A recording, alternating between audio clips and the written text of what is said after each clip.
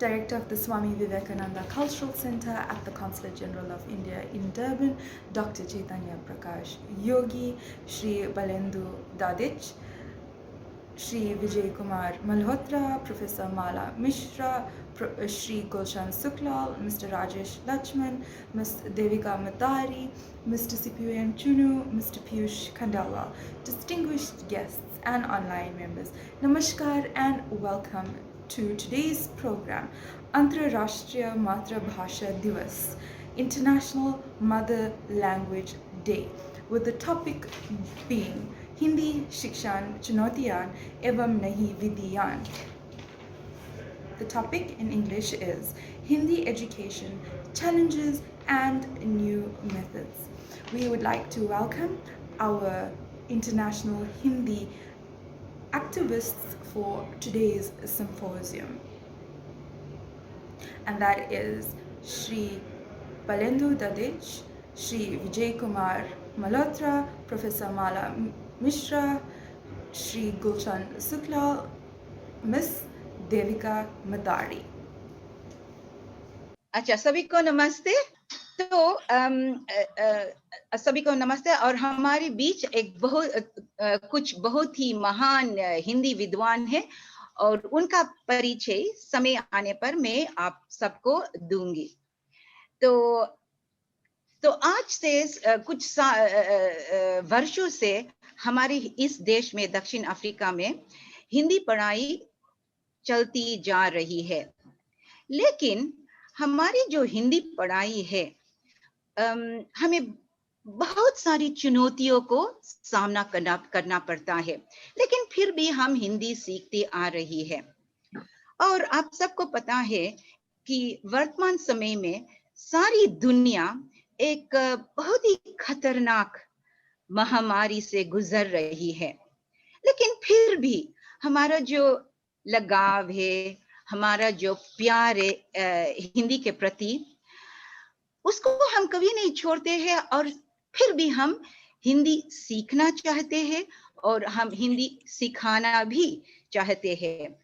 और जैसे मैंने कहा कि बहुत सारी चुनौतियां हमारे सामने करती है, और इस महामारी की वजह से इस जो चुनौतियां है और भी बढ़ गई है। तो हम कभी हमारी हिंदी पढ़ाई नहीं छोड़ेंगे। तो हम इस नई दुनिया में नई तरीके अपनाना चाहते हैं, और इस काम में हम अकेला बहुत कुछ नहीं कर सकते हैं। इसीलिए हम आज आप सभी का निमंत्रण किए हैं ताकि हम आपके साथ चर्चा करेंगे और हम आप सब से कुछ ना कुछ, ये जो वायरल मीडियम है उसके बारे में हम बहुत कुछ सीखेंगे ताकि हमारे देश में हिंदी आगे हो जा सकती है। अच्छा, तो आपकी मदद से हम मदद पाने के लिए हम बहुत ही उत्सुक हैं। तो और कुछ कहने से पहले मैं आपको बुलाना चाहती हूँ हिंदी शिक्षा संघ का प्रधान, जिसका नाम है राज धनलाल। राज धनलाल भाई जी, आप कुछ कहना चाहते हैं? बहुत धन्यवाद बहन जी। आदरणीय हिंदी प्रेमियों, मेरा प्यार भरा नमस्कार स्वीकार कीजिए। तो इस साल का हिंदी दिवस हमारे लिए कुछ अलग सा है, क्योंकि हमारा कार्य 6 दिन तक चलेगा और आज हम हिंदी शिक्षा पर ध्यान देंगे और उसके सिखाने में अलग तरीके पर प्रकाश डालेंगे। तो मैं बहुत आभारी हूँ कि आज आप हमारे साथ गए हैं, और खासकर हमारे जो एकेडमिक डायरेक्टर है श्रीमती देविका मतारी, जो इस कार्य का सभापति है भी, हम बहुत आभारी है उनके परिश्रम के लिए। तो मैं बहुत कुछ नहीं कहूँगा, क्योंकि जहाँ तक हमारे हिंदी पढ़ाई है, मैं तो मान लो कि मैं अनपढ़ हूँ हिंदी के बारे में, कुछ बोल सकता है लेकिन बहुत कुछ नहीं। तो अब जो हमारे खास अतिथि है डॉक्टर बलेंदु, डॉक्टर गुलशन सियोलाल, professor Mala Mishra, doctor V के मल्होत्रा, डॉक्टर राकेश कुमार दुबे, आप सबको हमारे ओर से स्वागत है और हमारा स्नेह भरा नमस्कार।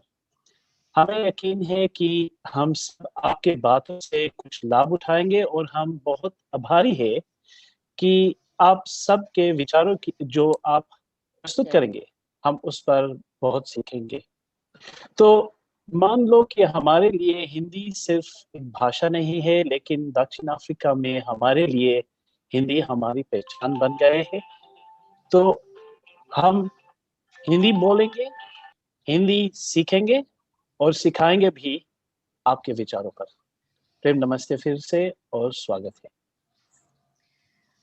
अच्छा, देविका बहन। धन्यवाद राज भाई।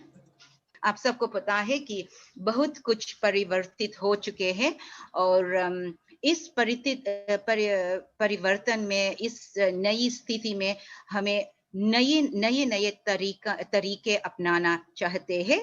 तो इसीलिए बहुत ही महान हस्ती हमारे बीच में आज यहाँ आए हैं। और सबसे पहले मैं बुलाना चाहती हूँ डॉक्टर बलेंदु को।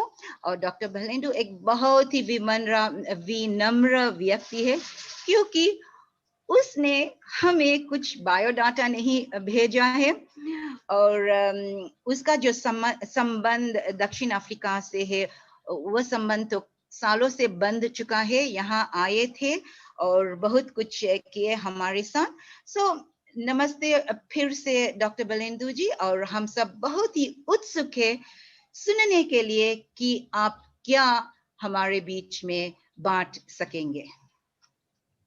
डॉक्टर बलेंदु जी। बहुत बहुत आपका धन्यवाद। देविका मदारी जी, राजेश लक्ष्मण जी, राज जी, विजय कुमार मल्होत्रा जी, माला मिश्रा जी और हमारे प्रिय मित्र गुलशन जी और अन्य सभी मित्र जो दक्षिण अफ्रीका से हमारे साथ में जुड़े हुए हैं। आपके साथ जुड़ते ही हम लोग इमोशनल हो जाते हैं, हम भावुक हो जाते हैं। खुशी भी होती है और भावुक भी हो जाते हैं, क्योंकि इतने अच्छे क्षण आपके साथ हमने बिताए थे। मैं राजेश जी को कह रहा था कि वहां पर मैंने किस समय कौन सा भोजन किया था और समोसे कैसे थे, वो भी मुझे अभी तक याद है। उनको स्वाद अभी तक याद है, क्योंकि उसमें इतना प्रेम था, इतना स्नेह था कि हर छोटी से छोटी घटना हमें याद है। तो बहरहाल आपके लिए फिर से बहुत बहुत आभार आपका, उतने स्नेह के लिए और आपकी मेजबानी के लिए। आज का जो विषय है वो हमारा ट्रेंड्स के बारे में है, नए रुझान क्या चल रहे हैं शिक्षा के संदर्भ में। तो देविका जी ने बहुत अच्छी बात कही कि ये जो समय चल रहा है ये बहुत कठिन समय है, और ये कठिन समय है, चुनौतियों से भरा हुआ समय है। लेकिन कई बार हम देखते हैं कि जो मानव का पुरुषार्थ होता है वो उसको चुनौतियों के बीच में से रास्ता निकालने का मौका भी देता है। तो ये जो बहुत बड़ा समय आया, बहुत बड़ा कोरोना वायरस का जो संकट आया है पूरी दुनिया में, और जो लॉकडाउन की एक सीरीज चली हमारे यहाँ, श्रृंखला चली, उसी के भीतर से एक नई चीज निकल के आई जिसको बोलते हैं रिमोट एवरीवेयर या रिमोट एजुकेशन। तो रिमोट दूरस्थ शिक्षा जो है वो इसी बीच लोकप्रिय हो गई है। ये लगभग 8 या 10 महीने की जो अवधि है, इस लॉकडाउन की अवधि ने और कोरोना वायरस ने हमारा बहुत नुकसान किया, लेकिन एक बहुत बड़ा फायदा किया है, और वो फायदा ये है कि लोगों में टेक्नोलॉजी का जो डर था वो खत्म हो गया। मजबूरी में सही लोग टेक्नोलॉजी को इस्तेमाल करने लग गए, ऑनलाइन कॉल करने लग गए, वीडियो कॉल करने लगे, ऑनलाइन सीखने लगे, ऑनलाइन कनेक्ट होने लगे और प्रवीण हो गए देखते ही देखते। उनको अपनी प्राइवेसी का भी पता चल गया, उनको अपनी सुरक्षा का भी पता चल गया, कैसे क्या मुझे कहाँ क्लिक करना है, कहाँ नहीं करना है, वो भी पता चल गया। तो जागरूकता बहुत आ गई। पहली बात तो ये बड़ी बात हुई, ये अच्छा सकारात्मक या पॉजिटिव डेवलपमेंट जो हुआ इस क्राइसिस के टाइम में।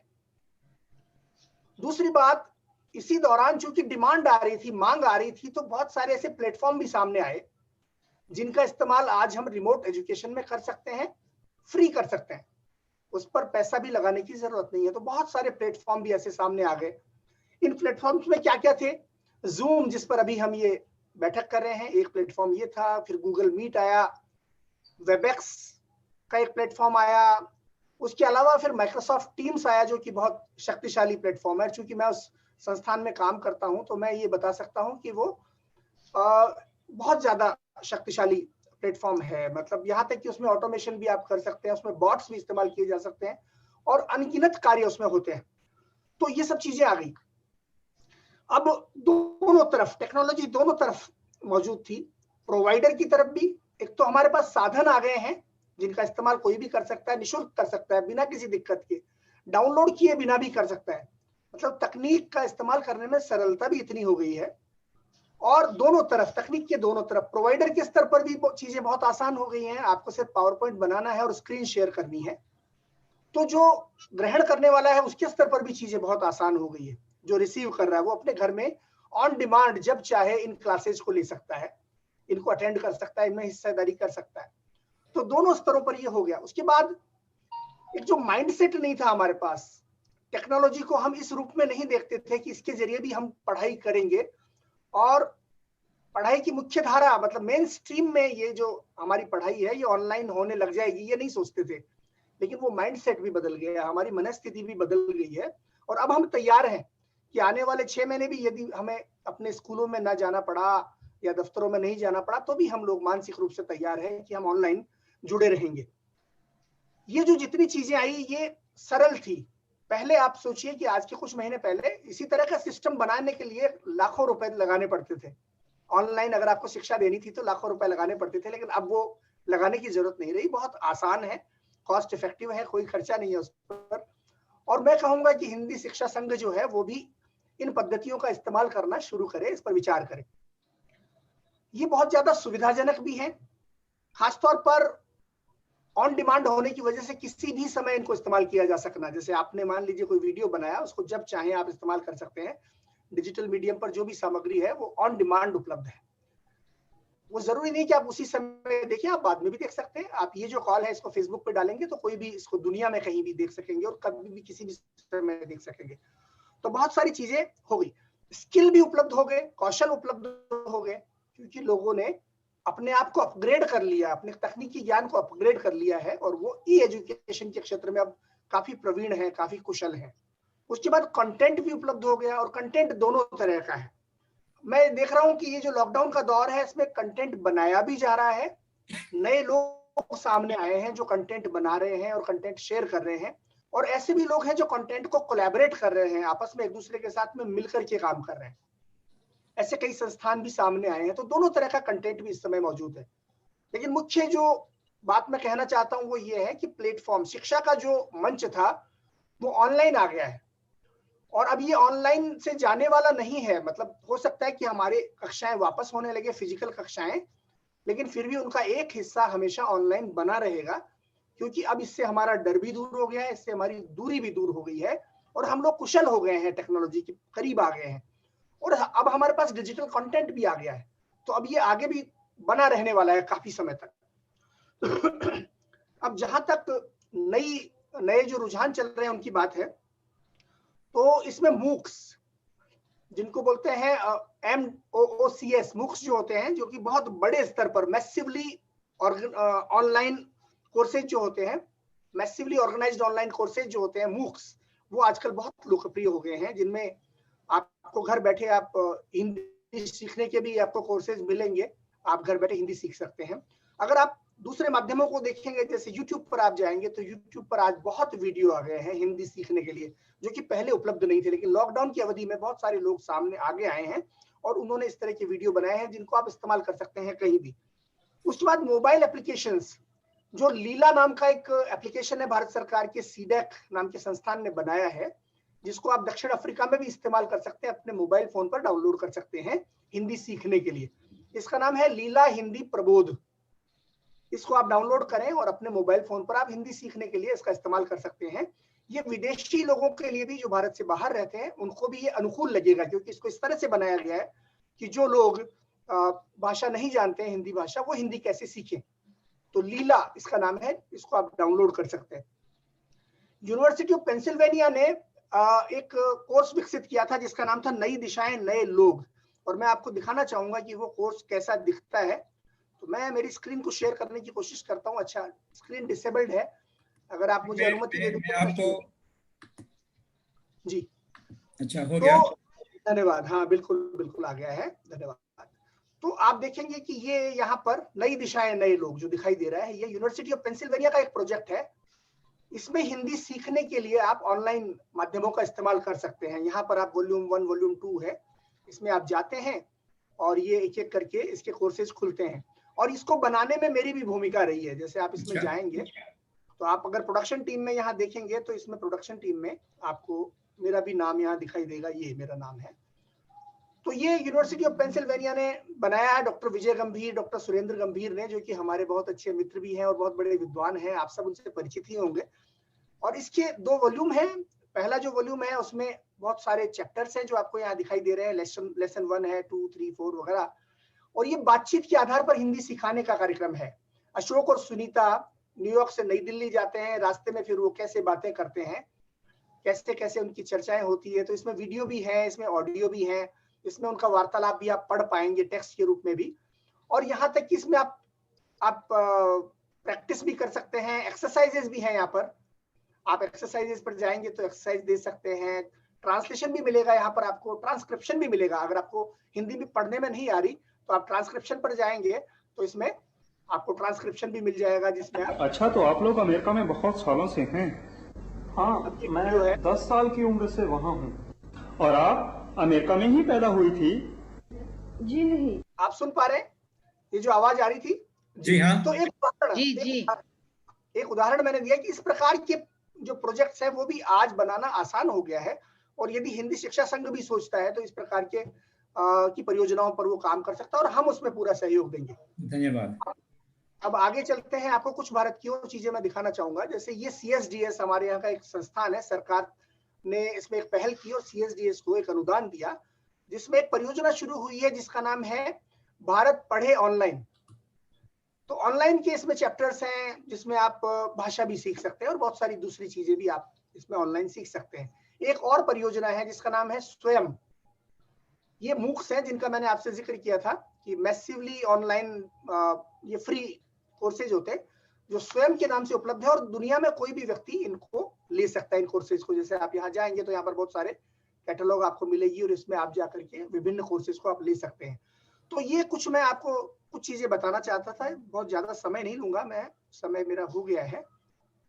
और अंत में बस मैं इतना कहना चाहूंगा कि कुछ और चीजें भी शुरू हुई है। मिसाल के तौर पर केंद्रीय हिंदी संस्थान को आप जानते हैं, केंद्रीय हिंदी संस्थान भी कुछ परियोजनाएं शुरू कर रहा है और ये परियोजनाएं जो है विदेशी लोगों के लिए, विदेशी छात्रों के लिए काम आएंगी। विदेशी छात्र ऑनलाइन भी उनके जरिए हिंदी सीख सकेंगे। तो कुछ पहल अभी शुरू की गई है इसी रिमोट एवरीवेयर के समय को ध्यान में रखते हुए, जो शायद आने वाले कुछ समय में आपके सामने आएगी। एक परियोजना हम लोग उस पर काम कर रहे हैं, मल्होत्रा जी भी हैं, मैं भी हूँ। हिंदी में तकनीकी कौशल सीखने की एक परियोजना भी शुरू हो रही है, जिसमें हम लोग पूरा ऑनलाइन सिस्टम बनाएंगे, पूरी ऑनलाइन प्रणाली बनाएंगे, जिसमें आप न सिर्फ हिंदी में काम करना सीखेंगे, हिंदी में टाइप करना सीखेंगे, हिंदी में इस्तेमाल करना सीखेंगे, बल्कि Word, Excel, PowerPoint, Windows वगैरह भी हिंदी माध्यम से उसमें सीख सकेंगे। तो वो भी एक परियोजना आने वाली है हिंदी में तकनीकी कौशल के नाम से। तो बहुत सारा कार्य हो रहा है, अब इससे ज्यादा समय लेना मेरे लिए उचित नहीं होगा। बहुत कुछ हो रहा है और बहुत कुछ होगा। मैं आपको आमंत्रित करता हूं कि आप भी, हिंदी शिक्षा संघ भी इस दिशा में पहल करें और हमसे जो भी आपको सहयोग चाहिए होगा वो हम देने के लिए सदैव तत्पर हैं आपके साथ। बहुत बहुत धन्यवाद। धन्यवाद डॉक्टर बलेंजू जी। और फिर से मैं आपको आमंत्रित करना चाहती हूँ ताकि आपका जो समोसा का स्वाद है हमेशा आपके मुंह में बने रहे। और जैसे डॉक्टर जी ने कहा कि चुनौतियों के बीच में हम एक रास्ता दिखता है और वो जो रास्ता है टेक्नोलॉजी है और इस टेक्नोलॉजी को हम सबको अपनाना चाहिए। तो हमारा जो अगला वक्ता है एक महिला है, बहुत ही अच्छी बात यह है, और उसका नाम है doctor Mala Mishra. And short आपको पता है डॉक्टर माला जी ने उसका जो डाटा है हिंदी में भेजा है। हमारी जो हिंदी है इस तरह है, तो मैंने कोशिश की थोड़ा कुछ उसमें ढूंढ करके आपके सामने पेश करने के लिए। So Dr. Malaji, she is an associate professor at the Delhi University, where she has given 26 valuable years of her life. And whilst she has also been done very valuable research work at this Delhi University. She commands a very prestigious position in the field of Hindi, in Hindi literature and journalism. And she has represented her university at over 150 international conferences. And Dr. Mala's special interests are Indian culture and Indian languages. And amongst the Indian languages, एक बहुत ही लगाव, एक ज़्यादा प्यार है हिंदी भाषा से. And also, very interestingly enough, Dr. Ji shows a very special interest in the glorious historical heritage of India, and that is something very different. So, Dr. Mala Mishra, अगर आप यहाँ हैं तो मैं आपको आपसे बात करना चाहती हूँ. हाँ, डॉक्टर माला जी, नमस्ते. नमस्कार देविका जी. आदरणीय देविका नदारे जी, बहुत बहुत धन्यवाद इस आमंत्रण के लिए. आदरणीय बालेंदु दधीच जी, राज जी, गुलशन सुखलाल जी, राजेश लक्ष्मण जी, श्यामला दुकन जी, विजय कुमार मल्होत्रा जी, डॉक्टर राकेश कुमार दुबे जी, आप सभी का हार्दिक वंदन. आज दक्षिण अफ्रीका के हिंदी शिक्षा संघ के द्वारा विश्व हिंदी दिवस के उपलक्ष्य में मुझे आमंत्रित करने के लिए मैं हृदय तल की गहराई से आपकी आभारी हूँ. यह बहुत अधिक प्रसन्नता का विषय है कि विश्व हिंदी दिवस के माध्यम से न केवल भारतवर्ष में बल्कि समूचे विश्व भर में ही हिंदी परिवार के समस्त जन एकत्रित होकर हिंदी का यह सम्मान करते हैं और आपस में एकत्रित होकर हिंदी से संबंधित चुनौतियों एवं दिशाओं पर चर्चा करते हैं. अभी 2 दिन पूर्व भी मैं ऐसे ही विश्व हिंदी दिवस के उपलक्ष्य में आयोजित किए गए किसी कार्यक्रम में सम्मिलित हुई थी. वहां भी बहुत सार्थक विमर्श के दौरान हिंदी से संबंधित बहुत सारी चिंताएं एवं हिंदी से संबंधित उसकी विशेषताओं पर बहुत अच्छा विमर्श हुआ. श्री हीरालाल सेवनाथ जी के माध्यम से इस संगोष्ठी में उपस्थिति के लिए मैं आदरणीय हीरालाल सेवनाथ जी को भी सादर नमन करती हूँ. आज का हमारा विषय है हिंदी का वैश्विक प्रसार. सबसे पहले मैं इस ओर ध्यान आकर्षित करना चाहती हूँ कि वास्तव में यह हिंदी शब्द कैसे बना, इसकी व्युत्पत्ति कैसे हुई. बालेंदु दधीची जी भी इससे और आप सभी सुधी जन भी इससे परिचित होंगे कि लगभग 7वीं शताब्दी में ईरान के द्वारा भारत में आए हुए कुछ पर्यटकों के द्वारा सिंधु क्षेत्र में रहने वाले जो निवासी थे तो उस सिंधु को हिंदू के रूप में चिन्हित किया गया. स को ह के रूप में बोलने की उनकी प्रवृत्ति थी. इसी रूप में सिंधु क्षेत्र हिंदू क्षेत्र कहलाया और जो सिंध का था, जो हिंद का था, वह हिंदी कहलाया. और पिछली उस चर्चा में भी मैंने इस बात का उल्लेख करना चाहा कि आज हम हिंदी को एक भाषा के रूप में व्यवहित करते हैं, लेकिन वास्तव में प्रारंभ में हिंदी सिर्फ एक भाषा नहीं थी. हिंदी का प्रयोग हिंद के किसी भी वस्तु, किसी भी व्यक्ति जो भी हिंद से संबंधित है उसके लिए किया जाता था.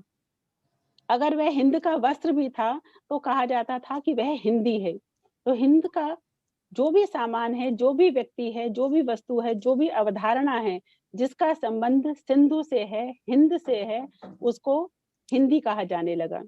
इसी अर्थ में हिंद की हर वस्तु जो है वो भी हिंदी कहलाई और कालांतर में धीरे धीरे शने शने ऐतिहासिक विकास क्रम में हिंदी केवल मात्र भाषा के लिए प्रयुक्त होने लगा.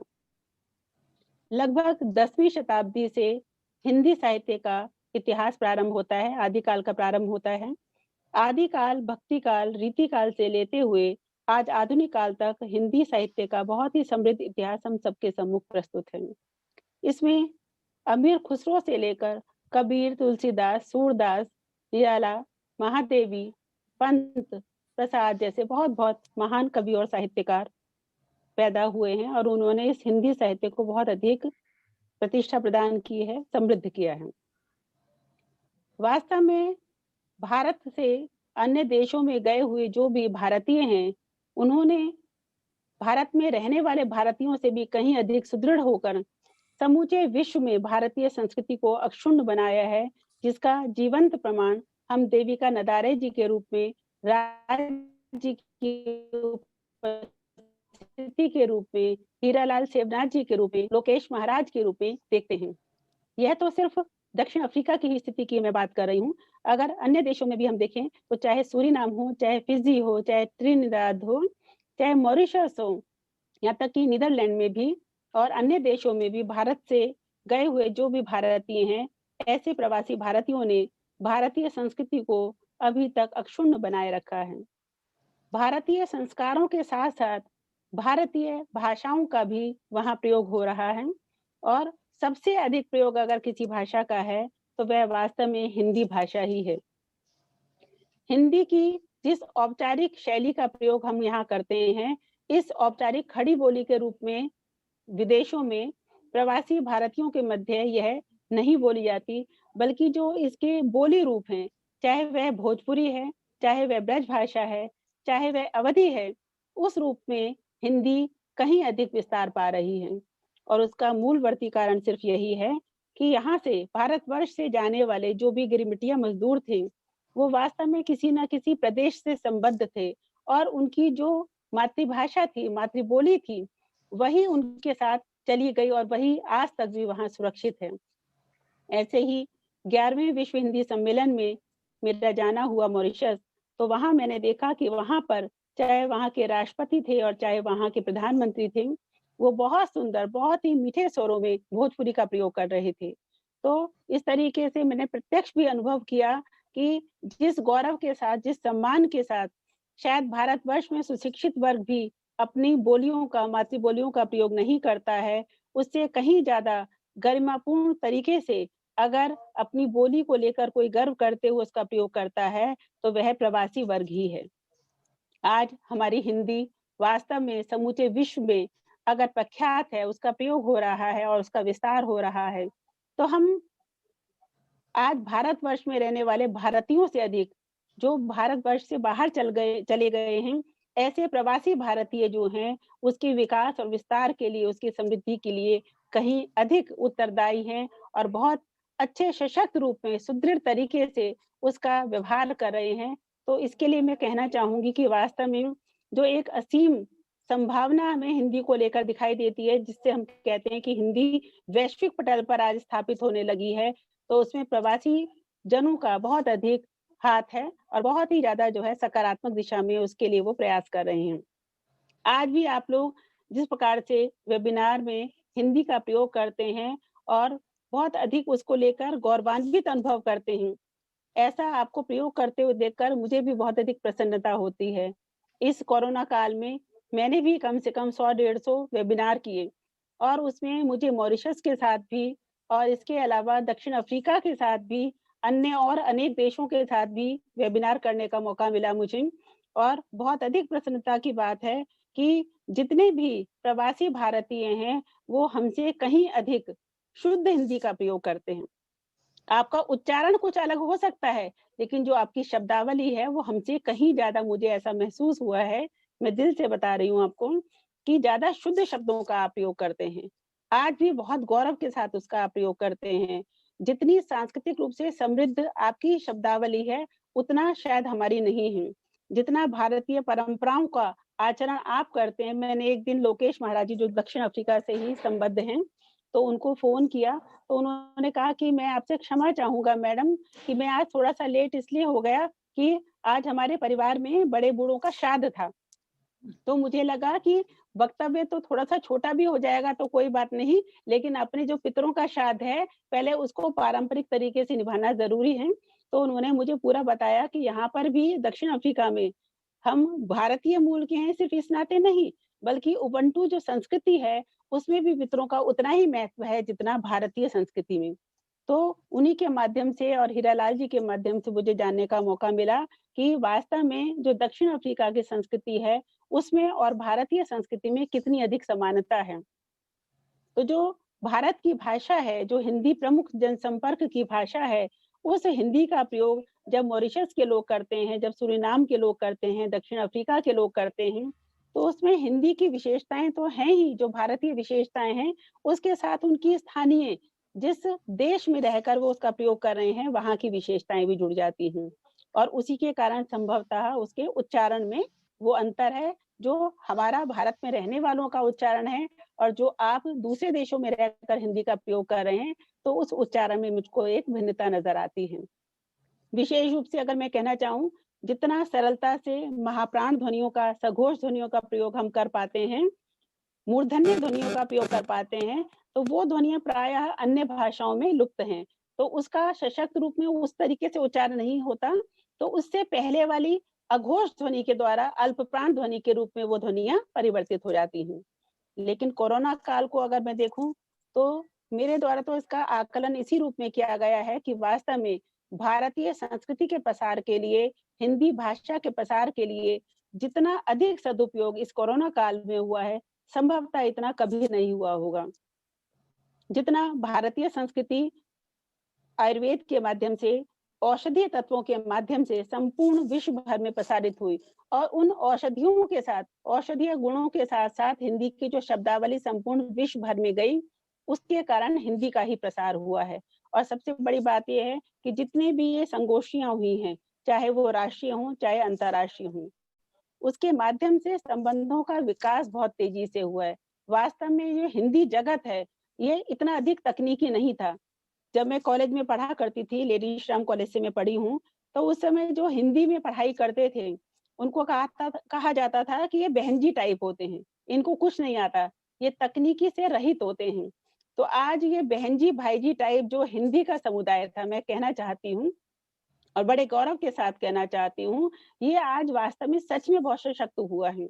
कहीं ना कहीं घबराते तो हैं साहित्य वाले, ये मैंने भी नोट किया है कि साहित्य वाले प्रायः तकनीकी चीजों का प्रयोग करने से घबराते हैं, लेकिन ये झिझक आज दूर हुई है। आज तकनीक का प्रयोग वे भी साइंस के, विज्ञान के जो लोग हैं उनकी तरह बहुत ही सुविधाजनक तरीके से, बहुत ही आत्मविश्वास के साथ करने लगे हैं। तो ये हिंदी भाषी समुदाय जब सशक्त हुआ है, ये तकनीकी प्रेमी हुआ है, आज यह भी बहुत ही आसानी से, सुगमता से जब ऑनलाइन प्रशिक्षण प्रदान करने लगा है, तो ये मानिए कि आज वास्तव में भारत काफी आगे बढ़ा है। क्योंकि जो अभी तक संकोची प्रवृत्ति का था, जब उसने भी आत्मविश्वास का कलेवर धारण कर लिया है, तो आज वास्तव में भारत का हर जन कहीं ना कहीं उन्मुक्त सांस लेते हुए आज ऊंची उड़ान भरने लगा है। अगर मैं दिल्ली विश्वविद्यालय के शिक्षण और प्रशिक्षण की बात करूं, तो आज ऐसा वो बच्चा जो कि कभी कॉलेज में प्रत्यक्ष रूप से आने में भी संकोच का अनुभव करता था, लेकिन क्योंकि अब विवशता है, अभिशप्तता है कि शिक्षा केवल और केवल इस समय ऑनलाइन ही दी जा रही है, तो ऐसे में वह हिंदी भाषी समुदाय का बच्चा भी जो कि पूरी तरीके से वंचित था, तो ऐसा वंचित बच्चा भी आज ऑनलाइन प्लेटफॉर्म से परिचित हो गया है। आज शिक्षण के साथ साथ उन्हें अगर प्रशिक्षण मैं मीडिया से संबंधित हूँ, हिंदी पत्रकारिता और जनसंचार पढ़ाया करती हूँ, तो आज हम अपने बच्चों को अगर इंटर्नशिप भी करवा रहे हैं मीडिया संस्थानों में, तो वो भी हम इसी ऑनलाइन माध्यम से करवा रहे हैं। कोई प्रैक्टिकल करवाना होता है, वो भी हम इसी के माध्यम से करवा रहे हैं। ओबीई परीक्षा के रूप में उनकी ऑनलाइन परीक्षा ली जा रही है।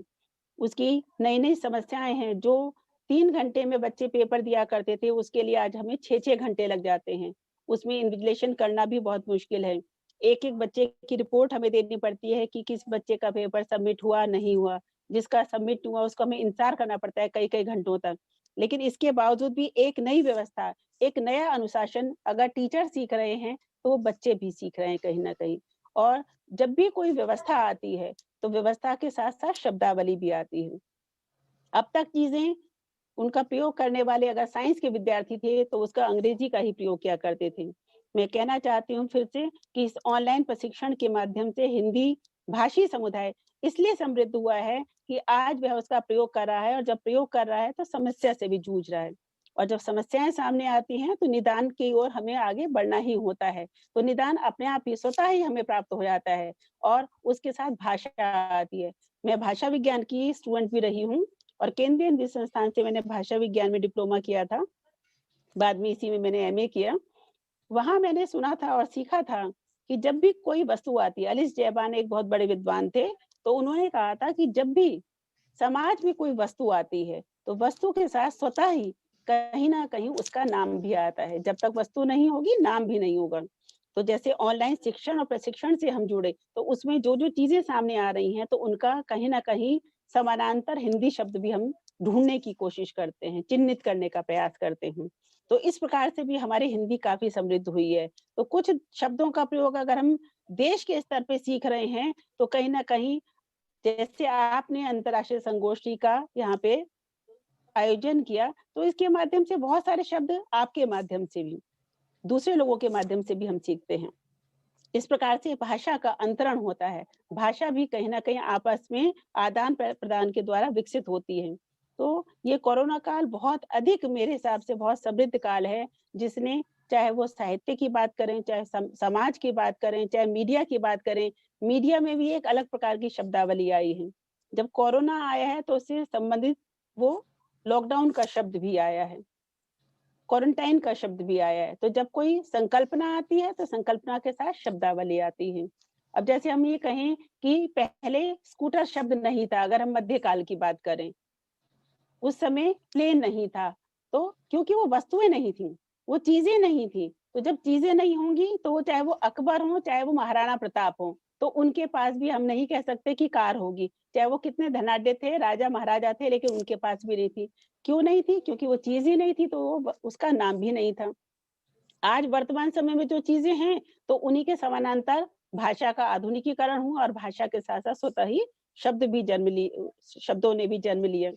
तो इसीलिए मैं कहना चाहूंगी कि वास्तव में आज हिंदी का अगर व्यापक प्रचार प्रसार हो रहा है, तो उसके लिए जो आधुनिक भौतिक विकास हुआ है, वो इसके लिए जिम्मेदार है। और कहीं ना कहीं जो हमारे राष्ट्रीय और अंतर्राष्ट्रीय संबंध जो विकसित हुए हैं, इन संबंधों के विकास से कहीं ना कहीं भाषा का भी मानकीकरण भी होता जा रहा है और आधुनिकीकरण भी होता जा रहा है। और इसमें मेरा मानना है कि समूचे जो प्रवासी समुदाय है, इसकी बहुत ही सहयोगी भूमिका रही है, बहुत अच्छा योगदान रहा है।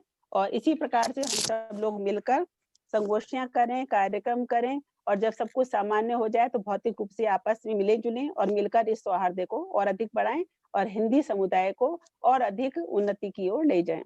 जय भारत, जय भारती। धन्यवाद डॉक्टर माला हिंदी जी, शिक्षा संघ की भी जय हो। बहुत ही प्रेरित भाषण आपने दी है। और साफ साफ हम सब देख सकते हैं कि अपना जो प्यार, अपना जो लगाव हिंदी के प्रति है, वो तो साफ दिख रहा है। और जैसे आपने कहा कि जो गिरमिट भारत छोड़कर अन्य देशों में बसे हैं अब, लेकिन फिर भी अपनी जो हिंदी भाषा है, फिर भी उसे जीवित करने के लिए कोशिश करते हैं लोग, क्योंकि हिंदी ऐसी भाषा ही है। हम बेबस हूँ, मैं क्या करूँ, हिंदी हमारे रगो रोग में बसे है। लेकिन देख, हमारे देश में जब हम हिंदी सीखते हैं तो हम पैसे नहीं कमाते हैं, लेकिन फिर भी लोग इतने प्यासे हैं इस भाषा को सीखने के लिए। राइट, इसके बारे में मैं बाद में और बात करूंगी। बहुत बहुत धन्यवाद माला जी। अच्छा, हमारा जो तीसरा वक्ता है, मैं इस व्यक्ति को बहुत ही अच्छी तरह से जानती हूँ और मेरी बेटी इसके घर पर भोजन भी किया है और अब तक उस भोजन का स्वाद मेरी बेटी के मुंह में है भी डॉक्टर जी, और वह है डॉक्टर गंगाधर सिंह गुलशन शुक्ला, पूरा नाम। अच्छा, और उसका जो सीवी है मेरे पास, doctor ji has a master's degree. Doctor निकाल दीजिए देविका जी, लेकिन उसके डॉक्टर अलावा आप बाकी सब मेरा है। अच्छा, तो doctor ji has a master's degree in Hindi from the university of Delhi and he is a senior Hindi lecturer at the Mahatma Gandhi Institute from 2016 to date. He's also a freelance radio and TV news presenter in Mauritius. He has made presentations at numerous conferences, specializes in teaching Hindi at tertiary level, and this is very lovely, he was a recipient of a Fulbright scholarship to do research at the Syracuse University in New York. Badhai. And also he received the Vishwa Hindi Samman Award by the government of India for his contribution in the promotion of Hindi. और बहुत कुछ आपने किए हैं doctor जी, लेकिन आज के लिए बस इतना ही। धन्यवाद। इससे ज्यादा आप बोलते तो मुझे शाम को घर पे खाना नहीं मिलता आज। पत्नी बोलती है किसका परिचय दे रहे हैं इतना लंबा। नमस्कार देविका जी, मंच पर उपस्थित सभी लोगों को मेरा नमस्कार। It's a real pleasure to be with you people, Devika जी, राजेश भाई, श्यामला जी और बालेंदु जी इसके बारे में बोल चुके हैं। स्वाद और जायके की बात काफी हो चुकी है और हम लोग एक साथ एक ही यात्रा में एक ही कमरे का अनुभव बांटते हैं, तो शब्द भी आप बालेंदु जी के ही ले लीजिए कि वही शब्द दोहरा दीजिए और आपके माध्यम से हिंदी शिक्षा संघ के जितने भी हमारे दोस्त हैं, जितने भी लोग हैं जिनसे हम मिले हैं, जिनसे पहचान है, नमस्कार आप सभी लोगों को, बहुत हृदय की गहराई से नमस्कार। आज जो सत्र राजेश भाई ने आयोजित किया है, and I feel that it's not exactly a second phase, but the next step जो अभी कुछ महीने पहले हम लोग हिंदी दिवस, सितंबर वाले हिंदी दिवस के अवसर पर जो चर्चा हुई थी और आज विश्व हिंदी दिवस के अवसर पर फिर से चर्चा हो रही है, and there will be several next phases like this. मुझे लगता है कि ये अप्रोच जो आप लोगों ने अपनाया है ये बहुत जरूरी है। अगर मैं आप लोगों के एंडीवर को, अगर आप लोगों की योजना को ठीक से समझ पा रहा हूँ, तो इस प्रकार की छोटी-छोटी सार्थक चर्चा के माध्यम से हम लोग बहुत जल्द कहीं पहुंचेंगे और विशेष रूप से जिस स्तर के विद्वानों का सहयोग प्राप्त हो रहा है धीरे-धीरे, पिछली चर्चा में भी, आज भी हमारे साथ बालेंदु जी तो हम ही हैं, हमारे साथ नहीं है, हम ही हैं। विजय जी जिस प्रकार से जुड़े हुए हैं, माला जी, मुझे विश्वास है कि धीरे-धीरे we'll be able to find solutions for several problems which if I may say, there are several problems which are themselves not very clear right now at this stage. मैं इन चीजों को थोड़ा सा समझने की कोशिश कर सकता हूँ और थोड़ा सा समझने का एक तरह से I can boast of understanding a little bit of what you might be facing, क्योंकि हम लोग अलग नहीं हैं बहुत सारी स्थिति में, and I think ये जो प्रयास हो रहा है ये बहुत महत्वपूर्ण है। To be very short, आज बालेंदु जी से हम लोगों ने टेक्नोलॉजी की चर्चा सुनी और जो विजय जी ने हमको मेल भेजा था उसमें यह बहुत स्पष्ट है कि वो काफी हद तक पेडागोजी की भी चर्चा करेंगे। मैं इन दोनों को मिश्रित करते हुए उसमें थोड़ा सा एंथ्रोपोलॉजी जोड़ने की कोशिश करूंगा और वो हक मैं इसलिए ले रहा हूँ, I'm claiming that part of that discussion because of the similarities that we share in terms of South Africa and Mauritius, in terms of the demographics of Hindi learners and teachers in both countries. मुझे लगता है कि बालेंदु जी ने आज आपको दुनिया के जितने सम्मान हम दे सकते हैं उतने देने चाहिए बालेंदु जी, क्योंकि जितने संक्षेप में आज आपने टेक्नोलॉजी की बात की वो उतना किसी के लिए संभव नहीं। जो आपने 7 मिनट में जितना कुछ समेटा, मैंने सोचा बालेंदु जी कैसे कर पा रहे हैं ये, but I think we have got a very good appreciation of what is there in terms of technology. The technology for distance education, या बालेंदु जी से ये शब्द सुना मैंने, जो रिमोट टीचिंग वाली बात है, ऑनलाइन लर्निंग वाला, डिस्टेंस एजुकेशन वाला जो टेक्नोलॉजी है वो आज बहुत विकसित हो गया है। We in Mauritius, because आप लोगों को याद होगा जिस समय हम कार्यशाला लेकर दक्षिण अफ्रीका आए थे, we were already telling you that there are some things that we were already experimenting with at that time in Mauritius. और हमारे लिए ये अच्छी बात रही कि we have been with technology in Hindi teaching before Corona. Whatever Corona has taught us is almost a miracle, unbelievable, बहुत अच्छा और बहुत बड़ी चीजें हुई है।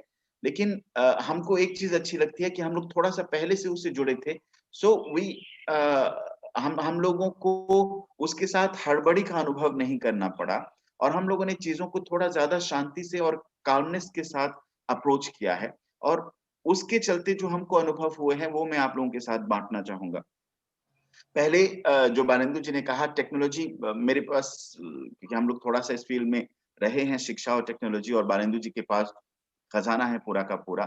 हम लोग कभी किसी दूसरे सत्र में and then we will need to be monopolizers kind of thing for long sessions where we can discuss a long list of technological platforms and apps and other things जिनके माध्यम से आप हिंदी पढ़ा सकते हैं. I don't think that's the topic for today, because we all know it's आज के लिए fact है that technology enabled education is here. So we just have to acquaint ourselves with the list, and that's something very different from what we think today. वो एक लंबी सूची है. The second thing is the pedagogy element, and जो विजय जी ने कहा है कि वो बात करेंगे, और इसके अलावा there are people in countries very similar to your situation, Mauritius, New Zealand, जहाँ पे सुनीता नारायण जी का बहुत अच्छा काम हो रहा है, the US, जहाँ पे अशोक ओझा जी जैसे लोग बहुत अच्छा काम कर रहे हैं in terms of the Hindi Urdu flagship teaching and the kind of teaching जो वो कर रहे हैं. Some of you might remember एक कनाडा में भी कुछ लोग हैं जो इस क्षेत्र में बहुत अच्छा काम कर रहे हैं हेरिटेज लैंग्वेज लर्नर्स के लिए. So there is the technology aspect and there is the pedagogy aspect, जिसमें 7 मिनट की बात नहीं है, 7 घंटे भी काफी नहीं होंगे just to enlist the kind of pedagogy and the kind of technological elements and discoveries and research जो पूरे हो चुके हैं. द हिंदी शिक्षा संघ के सामने एक बहुत लंबा काम है in terms of choosing what it has to use. Balendra जी ने बहुत अच्छा कहा that जरूरत इतनी पैदा हो गई है कि अब चीजें फ्री में मिलने लगी है, और there is a lot of things that are available for free जो आप लोग बहुत आराम से इस्तेमाल कर सकते हैं. और शिक्षा संघ के सामने अगर हम लोग ये बात कर रहे हैं, the topic of today's discussion tells me that you're trying to find new trends or new means to make Hindi reach your students and make students reach Hindi Shiksha Sangh, and at the same time make the संघ जो आपका संघ परिवार है वो अपने छात्रों और अपने अध्यापकों के पास, आपके छात्र आपके अध्यापक आपके पास, और ये पूरा जो ट्रायंगल है इसको टेक्नोलॉजी एनेबल्ड कंसोलिडेशन कैसे प्रदान किया जाए, ये आप लोगों की चिंता है, और ये चिंता बहुत ही स्वाभाविक है और आज की चिंता है. I am happy that you people are thinking on that. I am happy कि देविका जी और राजेश भाई जैसे लोग इस बात पर विचार कर रहे हैं. आप लोगों के सामने जो चॉइस है वो एक बहुत लंबी लिस्ट से है. मैं आप लोगों को एक स्टेप उसके बाद वाली की थोड़ी सी बात करना चाहूंगा कि जितनी टेक्नोलॉजी और जितनी पेडागोजी अभी आपके सामने आएगी, आप लोगों का मुख्य चैलेंज जो है वो टेक्नोलॉजी सिलेक्शन या पेडागोजी सिलेक्शन का नहीं होगा. The very trend of today's education, जो रिमोट एजुकेशन, डिस्टेंस एजुकेशन की बात हो रही है, वो लर्नर सेंटर्ड हो गया है. वो लर्नर सेंटर्ड हो गया है. हम लोग हमेशा से बोलते थे कि प्यासे को कुएं के पास जाना पड़ता था. टुडेज एजुकेशन इज जहां पर कुआं प्यासे के पास जा रहा है. Now you are reaching your students. When जब कुआं प्यासे के पास जाता है, राजेश भाई and Devika ji, the attitude of the कुआं, the approach of the कुआं has to change. It has to become a tap, it has to become a glass, it has to become a water bottle. और वो पूरा का पूरा जो process है उसमें एक अडेप्टेशन जरूरी होता है. टेक्नोलॉजी और पेडागोजी दोनों में आप लोगों के यहाँ सिलेक्शन के बाद का जो मेन चैलेंज होगा वो होगा अडेप्टेशन. एंड यहाँ पर मैं बालेंद्र जी का एक प्रिय शब्द इस्तेमाल करना चाहूंगा. वहां पर आपका सबसे बड़ा एसेट होगा, your main asset has to be the concern for localization, taking into consideration the needs and requirements of your local learners. कोई भी 2 प्यासे या 10,000 प्यासे लोग होंगे, उनकी प्यास एक जैसी नहीं होती. There is no similar Hindi learner in the whole planet. So you have to deal with very different Hindi learners. We can tell you a lot of things. हम लोग लंबी सूची बना सकते हैं, okay? But वो जो adaptation process है, हम लोगों के सहयोग आप लोग जानते हैं. It goes without saying that we are here whenever you need us. But that's the process when your expertise and knowledge of your learner demographics, your learner requirements come in.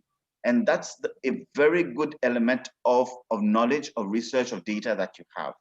आप लोग अपने डेटा, अपने technological tools और अपने pedagogical methodologies को चुनिए और उसका अडेप्टेशन अगर करते हैं, देन इट्स उसी के आधार पर, बिकॉज मैं ऑनलाइन टीचिंग में या टेक्नोलॉजी एनेबल टीचिंग कहते हैं, क्योंकि अब ऑनलाइन की बात ऑनलाइन इतना ज्यादा हो गया है कि अब हम लोग कक्षा में भी टेक्नोलॉजी एनेबल्ड टीचिंग की बात कर रहे हैं। हमारी कक्षाएं भी, इवन आवर क्लासेस और नॉट चॉक एंड टॉक, वो तो बहुत पुराना हो गया है। It's not even the white board and presentation now, it's not even the projector now. अब हमारे यहाँ जो फ्लिप क्लासरूम की चर्चा हो रही है, the university of Mauritius has kind of decided on that. We are talking about the flip classroom, where learning takes place at home. We have flipped the classroom, ऐसे उल्टा पुल्टा। Learning takes place at home, practice takes place in the classroom. और ये जो चर्चा हो रही है, ये जो टेक्नोलॉजी एनेबल्ड लर्निंग हो गया है, ये technology enabled learning, I am sorry, I am a little bit lost, बच्चे थोड़ा सा परेशान कर रहे हैं। ये जो टेक्नोलॉजी एनेबल्ड लर्निंग होगा, चाहे कल को आपके बच्चे हिंदी शिक्षा संघ में ही हिंदी सीखने आएंगे, even if the lockdown is over and everything, आप लोगों को जो भी करना होगा वो उनके नीड्स और रिक्वायरमेंट्स से अडेप्ट करने की बात होगी। और इस टेक्नोलॉजी एनेबल्ड टीचिंग के एनवायरनमेंट में मैं एक बहुत ही, मेरे लिए एक बहुत ही प्रिय कंसेप्ट है, something of one of my very important concerns is, उसको मैं बोलता हूं कारीगर के हाथ, the hands of the craftsman. You can have any tool that you want. If you don't have the appropriate craftsman's hands, वो tool इस्तेमाल नहीं होता है। So using technology to reach your students is one thing. Preparing your teachers with the right craftsmanship in terms of technology to be able to reach them, to be able to adapt the billions of videos available today, बारेंद्र जिसकी चर्चा कर रहे थे, to be able to use whatever material, the main concern will be the training of your teachers and those people who will use those tools. मुझे आप लोगों के साथ कार्यशाला की एक बात याद है, बारेंद्र जी सहमत होंगे, जब हम लोगों ने इनको पावर पॉइंट बनाने के लिए कहा था, हिंदी वर्णमाला सिखाने के लिए, and we remember verse became verse vuvuzela at that time. You know, that kind of localization is what you will need, but that's only the tip of the iceberg.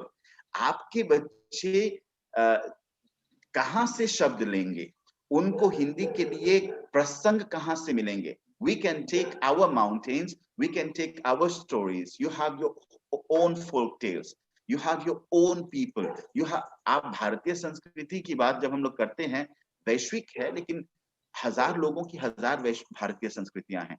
आपके यहाँ क्या चलता है? There is all that to take into consideration.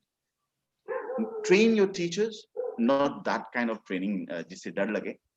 In a very nice way, हम लोग बहुत आराम से कुछ प्लान कर सकते हैं इस दृष्टि से, और आपके अध्यापकों को उस टेक्नोलॉजी, उस टूल और उस रिसोर्स के प्रयोग के लिए ट्रेन कर सकें, ताकि और आपके बच्चों को अगर कुछ और सुविधा की आवश्यकता होगी वो दे सकें। तो हम लोग, मेरे ख्याल से, we don't need to think about the new trends and technologies of teaching of Hindi in the world today. We need to think of our new trends and technologies of teaching Hindi in South Africa today and tomorrorow. So ये approach लेकर चलते हैं। फिर से एक बार आप लोग इस प्रकार के विचारों में लग रहे हैं, इसके लिए बधाई। हमारा सहयोग आपके साथ हमेशा रहेगा।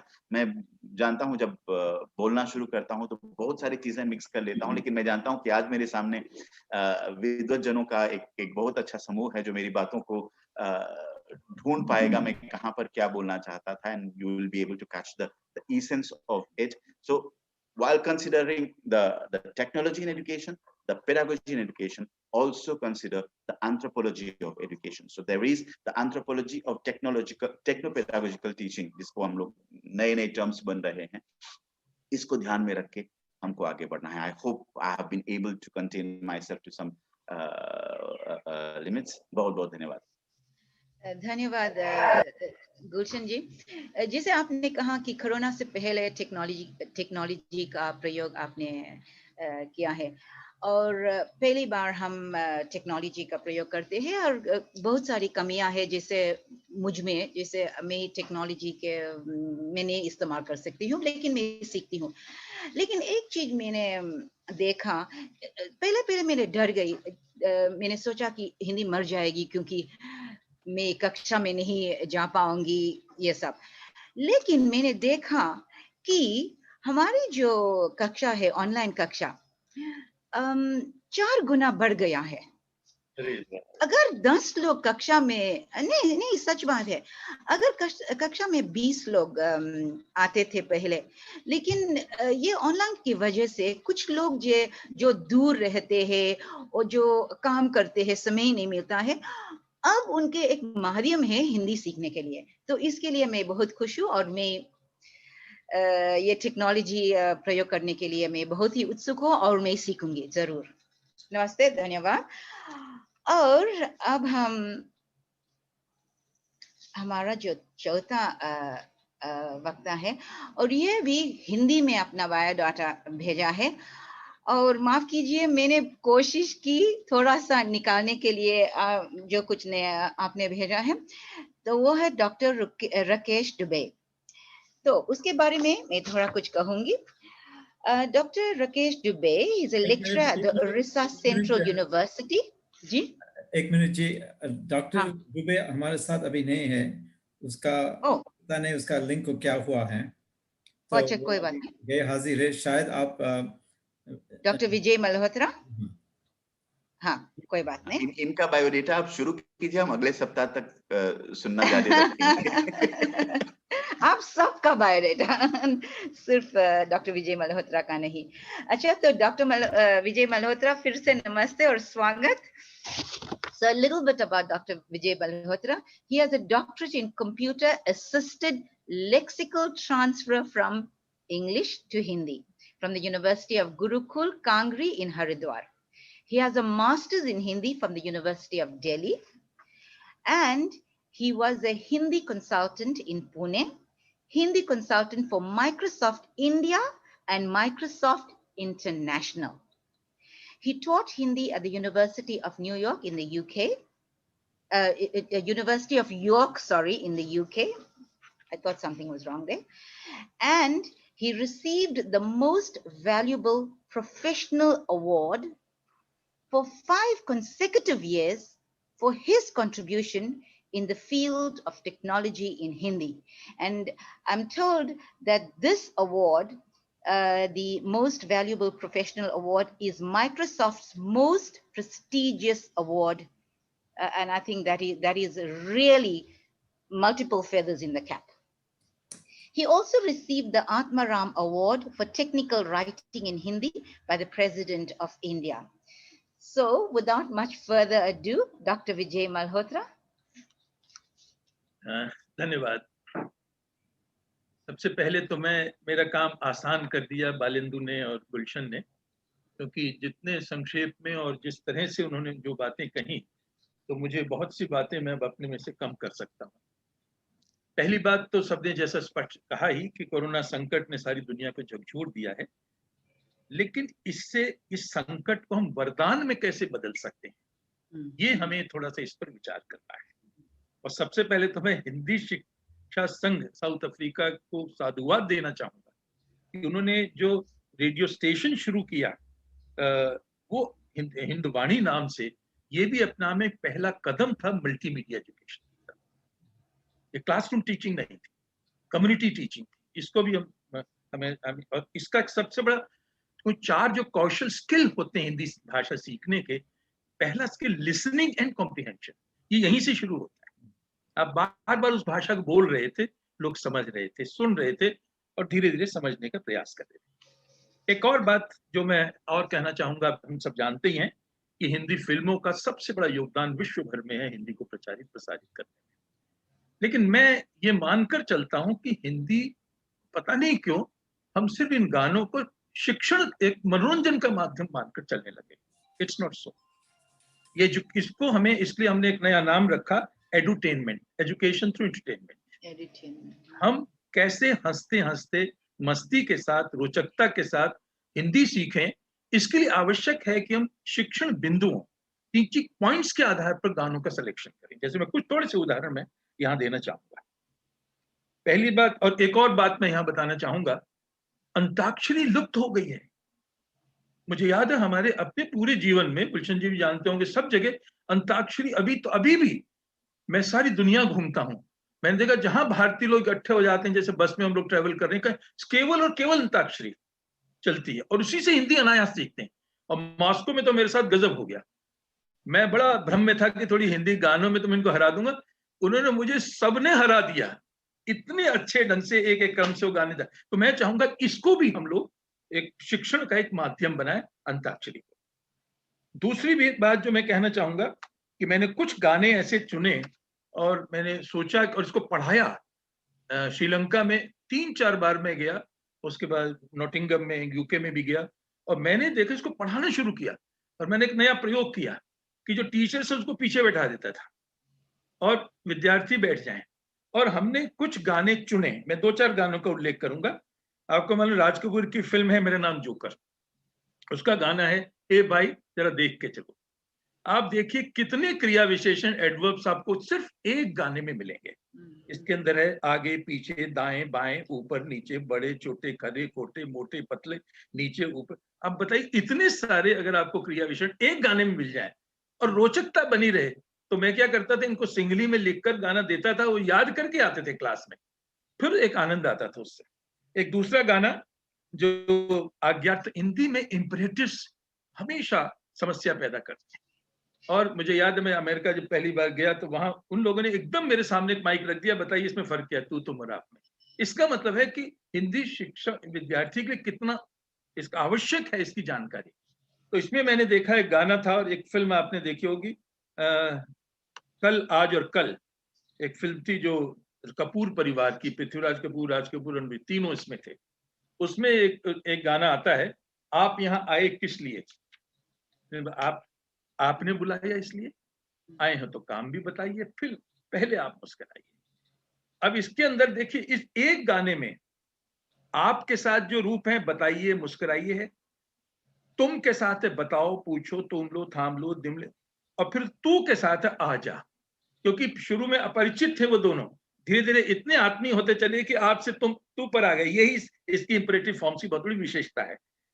इतना ही नहीं, इस गाने में जब वो फिर वो कसम करवाती है, निभाओगे निभाऊंगा, भूल तो न जाओगे न भूलूंगा, डोली लेके आओगे आऊंगा, शादी भी रचाओगे रचाऊंगा, सिनेमा दिखाओगे दिखाओ। अब आप बताइए जो फ्यूचर फॉर्म्स जितने भी हैं, जिसके अंदर फर्स्ट पर्सन सेकंड पर्सन के अनायास आप सिखा रहे हैं, आप रटवा रहे हैं बिना बात के उनको, आप गाना सिखा दो और फिर उसके बाद इस पर चर्चा करें। एक उसी समय मुझे याद है अचानक किसी ने एक प्रश्न पूछा, कहाँ जाइएगा पाइएगा क्या मतलब है। मुझे याद है उसी समय मैंने वशनी जी को फोन किया, आज वो हमारे बीच नहीं रही, मैं उनको श्रद्धांजलि भी इसके साथ देना चाहूंगा। उन्होंने मुझे तुरंत एक गाना बताया, अजी रूठ कर कहाँ जाइएगा, जहां जाइएगा वहां पाइएगा। मैंने थोड़ा उसको समझने की कोशिश की, क्योंकि इसमें गा लगा के भविष्यकालिक लगता है, इट्स नॉट सो। इसके अंदर मैंने बिहार के प्रयोग देखे, खाना खाकर नहीं जाइएगा। अब बताइए स्थिति क्या क्या है इसमें, प्यार है, इसरार है, सम्मान है, ये है भाषा की जो बहुत बहुत ही सूक्ष्म प्रवृत्तियां हैं, वो हमें इसके साथ अनायासी सीखने को मिलती। माधुरी दीक्षित का वो गाना बहुत प्रचलित हुआ, लोकप्रिय भी हुआ, तेजाब फिल्म का, 1 2 3 4 5 6 7 8 9 10 11 12 13। आप बताइए अगर आपने गिनती यहाँ से शुरू कर दी, फिर आप विद्यार्थियों को विधिवत सिखा सकते हैं। दिमाग में अब जब गिनती बोले इसी धुन में बोले, इसमें क्या फर्क पड़ता है। और भी मैंने एक चीज देखी कि भाषा के अलावा भारतीय संस्कृति क्योंकि सीधी भाषा से जुड़ी होती है। तो मैंने अभी जर्मनी में इसके बहुत मेरे लेक्चर्स थे, उसका विषय था यूनिटी इन डाइवर्सिटी। मैंने देखा राज कपूर का जो गाना है शी 400, मेरा जूता है जापानी, मेरी पैंट इंग्लिस्तानी, सर पे लाल टोपी, फिर दिल हिंदुस्तान। अब यूनिटी इन डाइवर्सिटी का इससे बेहतर आपको क्या गाना मिलेगा, एक ही उसमें उन्होंने सिद्ध कर दिया। तो उस गाने को आप याद करा दीजिए, बच्चे गाएंगे। और इसको तो हमने एक और भी चीज देखी, हमने इसका नाट्य रूपांतर, कई विद्यार्थी उसके बाद राज कपूर के स्टाइल में गाने लगे, मंच पर आ गए। तो सिर्फ गाया नहीं, उसको नाट्य धर्मिता। यहां मैं एक चीज और इसके साथ जोड़ना चाहूंगा, थिएटर बहुत महत्वपूर्ण है। नाटक होता क्या है कि हम लोगों ने सिनेमा सिर्फ leads to comprehension of your language, that's all, it doesn't go beyond that। उसके आगे जाने के लिए एक्सप्रेशन चाहिए। इसमें मैं मिज़ोकामी जी का उल्लेख करना चाहूंगा, जापान के, उनको मैं चाहूंगा आप बुलवाएं कभी।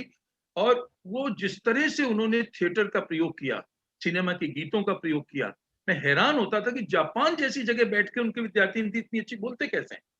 और जापान की लोक कथाओं पर आधारित उनके नाटक होते थे। जैसे एक बात जो गुलशन ने कही, मैं बहुत अच्छी बात लगी, लोकलाइजेशन। अब एक स्टैंडर्ड एक पाठ्यक्रम बन रहा है, बालेंदु को शायद उसमें जोड़ा जाएगा संस्थान के उसमें ये हम लोगों ने पहली मीटिंग में चाहा था कि 40% कंटेंट लोकल हो, जैसे आपने उदाहरण दिए यहाँ पर। उससे विद्यार्थी, मैं उज्बेकिस्तान में था, ताशकंद में, मैंने देखा उनके सारे जो वहाँ के मॉन्यूमेंट्स उन्हीं की चर्चा होती थी। वो ताजमहल की चर्चा भी होती थी, फिर साथ में उनके अपने जो मॉन्यूमेंट्स उनकी भी चर्चा होती थी। तो लोकलाइजेशन को भी उसके साथ जोड़ें ताकि भाषा उनको अपनी लगे, सहज लगे एक तरह से। मनोज कुमार की फिल्म है, बहुत लोकप्रिय फिल्म है हिंदी उस दृष्टि से, पूरब और पश्चिम। उसमें एक गाना जो मुझे कहीं ना कहीं मैंने तो अपने कई भाषणों में इसका उल्लेख किया, जब जीरो दिया मेरे भारत ने दुनिया को तब गिनती आई, काले गोरे का भेद नहीं, हर दिल से हमारा नाता है, कुछ और ना आता हो हमको प्यार निभाना आता है। अब बताइए आप क्या नहीं सिखा रहे इसके साथ? मात्र गानों को नहीं सिखाना, मात्रों के साथ उसके साथ कोई एक उद्देश्य होना चाहिए, ऑब्जेक्टिव होना चाहिए।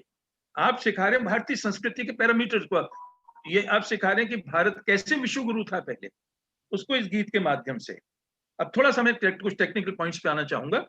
पहली बात तो यह है कि हिंदी हम जानते हैं ध्वन्यात्मक भाषा है। अल्पप्राण महाप्राण का अगर ज्ञान नहीं आता तो अर्थ का अनर्थ हो जाता है, पल फल हो जाता है, फल पल हो जाता है। अभी बालाजी ने इसकी चर्चा एक तरह से की थी, और ये हर जगह में, श्रीलंका में देखा, वहां भी दिक्कत थी। तो मैंने क्या पाया, पता नहीं हमारा ध्यान क्यों नहीं जा रहा, लेकिन मुझे जहां तक मालूम है, दक्षिण अफ्रीका में जो बालेंदु ने कोर्स चलाया था, इंस्क्रिप्ट कीबोर्ड से हिंदी सिखाना शुरू किया। बालेंदु ने तो सिर्फ टेक्नोलॉजी की दृष्टि से, मैंने इसको लिंग्विस्टिक्स की दृष्टि से सिखाया श्रीलंका में। और मैंने पाया, क्योंकि उनकी कीज में क्या, क के अंदर ही ख है, प फ च, ये सब उसके अंदर है। हमारा जो युग्म है, पेयर्स है भारतीय लिपियों के विशेष, इसको इंडिक स्क्रिप्ट कहते हैं। उसके अंदर अगर आप ध्यान से देखें, क्या हमारी युग में अ आ, किसी भाषा में और भाषाओं में ऐसा नहीं है, भारत की सब भाषाओं में है अ आ एक साथ है, इ ई उ उ ए। फिर मात्राएं हैं, उनका स्वर है, ये भी एक युग्म है, एक पेयर है। इसी तरह क ख प फ च छ त थ, सब कुछ इतने सुंदर व्यवस्थित है। बालेंदु ने इसके लिए एक ट्यूटर भी बना रखा है, मैं चाहूंगा उसको उपयोग करें, हम लोग इसको सिखाएं। मैं अपने क्लास लगाता हूँ, यहाँ अनुवाद पढ़ाता हूँ अपने विद्यार्थियों को, सबसे पहले मैं इंस्क्रिप्ट ही सिखाता हूँ। मेरा आपसे आग्रह है, निवेदन है कि आप इंस्क्रिप्ट को अनिवार्यता, क्योंकि यही एकमात्र स्टैंडर्ड कीबोर्ड हिंदी का है। रोमन के थ्रू हिंदी में मत आने दीजिए उनको, उसका बहुत नुकसान होगा। अब अर्थात में ता हलंत नहीं आता किसी से, मैं पूछता हूँ, कहते नहीं साहब उसमें है ही नहीं। अब कहाँ से संयुक्त अक्षर हिंदी की, आप ध्यान से देखिए, स्त्रियां शब्द और कवि, दो शब्द मैं आपको देता हूँ। कवि में जो व में मात्रा है वो छोटी है, स्त्रियां में बड़ी है, वैसी स्त्रियों का बहुत ज्यादा आजकल सम्मान है ही, तो स्त्रियां की मात्रा बड़ी है। तो इसके अंदर एक ऐसी ग्लिफ पोजिशनिंग्स होती है कि कंप्यूटर अपने आप मात्रा बड़ी बना देता है। और तो और इसके जैसे झाड़ू, झाड़ू में ड के नीचे जो नुक्ता है उसके बाद ऊ है, ये बहुत स्पष्ट दिखाई देता है हमको। तो ये सब क्यों संभव हो पाए? एक तो ये बात हुई कीबोर्ड की। अब ये सब कैसे संभव हो पा रहा है? Thanks to Unicode. यूनिकोड ने क्रांति, इस पर समय नहीं, इस पर हम चर्चा नहीं करें, लेकिन उसकी एप्लीकेशंस में आपको बताना चाहूंगा कि इसकी वजह से कितना बड़ा आज हिंदी पूरी तरह समकक्ष है विश्व की सभी भाषाओं में, जहां तक कंप्यूटर की पहले नहीं था ये। अब आप जैसे उदाहरण कैसे प्रूफिंग टूल्स की बात शुरू करूंगा। प्रूफिंग टूल्स हिंदी में कोई जानता ही नहीं है, अभी तक नहीं जानते, जबकि 2003 से प्रूफिंग टूल्स हिंदी में है, स्पेल चेकर हिंदी में है, ऑटो करेक्ट हिंदी में है, थिसॉरस जो हमारी सबसे बड़ी आवश्यकता है, जिसके माध्यम से हम न केवल पर्यायवाची शब्दों को बल्कि विलोमवाची शब्दों को ढूंढ सकते हैं, ये सब कुछ है MS ऑफिस के जो वर्ड के सभी चीजों में। और इतना ही नहीं, पहले तो इसमें पैसा भी देना पड़ता था, अब उन्होंने फ्री ऑफ कॉस्ट कर दिया। बल्कि इतना ही नहीं, जब आप टाइप करते हैं वर्ड में तो ऊपर एक प्रॉम्प्ट आता है, what did you spell checker, फिर भी हम इस्तेमाल नहीं करेंगे तो क्या करेंगे? मुफ्त में दे दिया, जैसे कहते हैं मजाक में कहते हैं मुफ्त में एक नहीं फिर दो, वो भी कर दिया। आप एक भी टूल खरीदते 6 लोगों को इस्तेमाल उसकी सुविधा दे सकते हैं। तो इसको भी मैं चाहूंगा कि हम लोग अपने एजेंडा में शामिल, मैं जो बातें कह रहा हूं आपके एजेंडा के पॉइंट्स बता रहा हूं जिसमें मैं चाहूँ शामिल करना चाहिए। एक और चीज देखिए, सॉर्टिंग। अभी तक हमें नहीं मालूम। आपको 1 लाख शब्द अगर आपके पास है और पल भर में सॉर्ट होता नहीं अल्फाबेटिक ऑर्डर से, इससे बड़ी क्रांति क्या हो। हमारे हमारे शब्दकोश क्यों नहीं अपडेट होते, क्यों मैन्युअली करते उनको? No, sorting is the basic thing. आप मैं इंडेक्स बनाना है आपको, बिब्लियोग्राफी बनानी है आपको। हम रेलवे में वो बनाते थे अपनी एक तरह से सीनियोरिटी लिस्ट। रेल में 16 लाख कर्मचारी हैं, अब कैसे बनाएंगे मैन्युअली? या तो अंग्रेजी में बनाएंगे, और अंग्रेजी में बनाकर हिंदी में रूपांतरित करेंगे तो क्रम रह ही नहीं जाएगा। तो मैं चाहूंगा इसको भी हम लोग सॉर्टिंग के बारे में लोगों को बताएं, सिखाएं, प्रूफिंग टूल्स के बारे में बताएं। और जिसका उल्लेख अभी बालिंदु ने किया, मैं फिर उसका उल्लेख करना चाहूंगा, इसलिए क्योंकि मैं उस पर काम करता रहा हूं, वो लीला हिंदी पैकेज। ये एक मल्टीमीडिया पैकेज है। अब ये विश्व के मैंने अब तक जितने पैकेज हैं, this the best in the world. क्यों? इसकी जो परिकल्पना है प्रोफेसर सुजभान सिंह, जो हिंदी के बहुत बड़े लिंग्विस्ट थे, मैं तो उनको हिंदी का पाणिनि कहा करता हूँ। मैंने जो पुस्तक लिखी है कंप्यूटर्स पर, उसमें भूमिका में उनको पाणिनि के रूप में ही करती। उनकी वजह से आप कंप्यूटर में हिंदी में काम कर पा रहे हैं, क्योंकि जब आपके रूल्स ही नहीं, रूल आपके जब तक नियमबद्ध नहीं होंगे, सूत्रबद्ध नहीं होंगे। पाणिनि ने किया क्या था? क्या कारण है कि संस्कृत को इतना वैज्ञानिक माना जाता है? क्योंकि उन्होंने कोई जो आखिर कंप्यूटिंग है क्या, सूत्रबद्ध शैलियां हैं। वही चीज उन्होंने संस्कृत में की थी, और प्रोफेसर सुजभान सिंह ने को हिंदी में किया। और ये जो सॉफ्टवेयर है लीला, अब लीला में लीला प्रवाह भी आ गया। ये मैं माला जी आपके लिए विशेष बताऊंगा, क्योंकि शिकायत होती थी कि जो सरकारी कर्मचारी है ना, उनके लिए बनाया गया था लीला प्रबोध प्रवीण प्राति। अब लीला प्रवाह नाम से एक नया सॉफ्टवेयर आ गया है, जिसके अंदर आप उसमें साहित्य भी थोड़ा सा उसका भी समावेश हो गया। उसका उपयोग हम लोग अपने विद्यार्थियों ने कर सकते। और ये जैसा बालिंद्र ने बताया, मोबाइल पर उपलब्ध, बड़ी सहजता से उपलब्ध है। एक और चीज जो मुझे दूसरों से विशिष्ट बनाती है इसको, उसको हम कहते हैं इंटरेक्टिव। इंटरेक्टिव क्या होता है? इंटरेक्टिव का मतलब है कि जैसे उच्चारण है आपका, हम कई बार उच्चारण हमसे गलत हो जाता है, तो विद्यार्थी खुद मानक उच्चारण को सुनता है, फिर उसको रिकॉर्ड करता है, फिर देखता है कि मैं कहाँ गलत हूं। और इस तरह इंटरेक्टिव भी एक्सरसाइज बहुत बहुत और बहुत आवश्यक है। तो इस तरह से हम देखें कि अगर हम इस तरह टेक्नोलॉजी का, जैसे शुरू में आप सबने बात कही, उसका उपयोग, और एक बात और कह के जो गुलशन ने बड़े अच्छे ढंग से कही थी, मैं इसको अपने ढंग से कहूंगा, मैं इसको TOT बोलता हूँ, training of trainers. It's a must, it's a must. क्योंकि होता यह है कि हम जब टीचर्स ही नहीं इतनी बारीकियों को समझ पा रहा। अच्छा, मैं टीचर का मैंने नया नाम रखा है, facilitator. It's no more a teacher now. मैं आपको सच बताऊं, बड़े अच्छे दक्षिण के विद्वान हैं, बोलते हैं, लेकिन महाप्राण ध्वनियों में सत्य अर्थ का अनर्थ कर डालते हैं। तो उनको वो क्या कर सकते हैं कि उस समय, जैसे बागबान फिल्म है अमिताभ बच्चन की, बहुत उल्लेख, such a wonderful speech he has made, इतना शुद्ध उच्चारण। क्यों ना हम फिल्म के इन डायलॉग्स को, इन स्पीचेस को इस्तेमाल करें इसके अंदर। चलिए, मेरी तरफ से बहुत शुभकामनाएं, और कि मुझे विश्वास है कि आपने जो आज अलग जगाई है, ये आरंभ है, अंत नहीं है। फिर हम मिलेंगे किसी और मंच पर। जरूर डॉक्टर मल्होत्रा, जरूर। नमस्ते, नमस्ते, बहुत ही नमस्ते। और 1 मिनट का थोड़ा सांस लीजिए, क्योंकि हमारे जो कुछ लोग हैं, कुछ प्रश्न आपसे पूछेंगे। हाँ, लेकिन जिस सरलता से आप सब हिंदी बोलते हैं, जैसे नदी का पानी तर तर तर तर बह जाती है ना, उसी तरह हम भी बोलना चाहते हैं, लेकिन पता नहीं इस युग में या कब मैं इस तरह से हिंदी में बोलूंगी, लेकिन हम सब कोशिश करती हूँ। अच्छा, if anyone has a question, okay, मैं शुरू करूंगी एक सवाल से।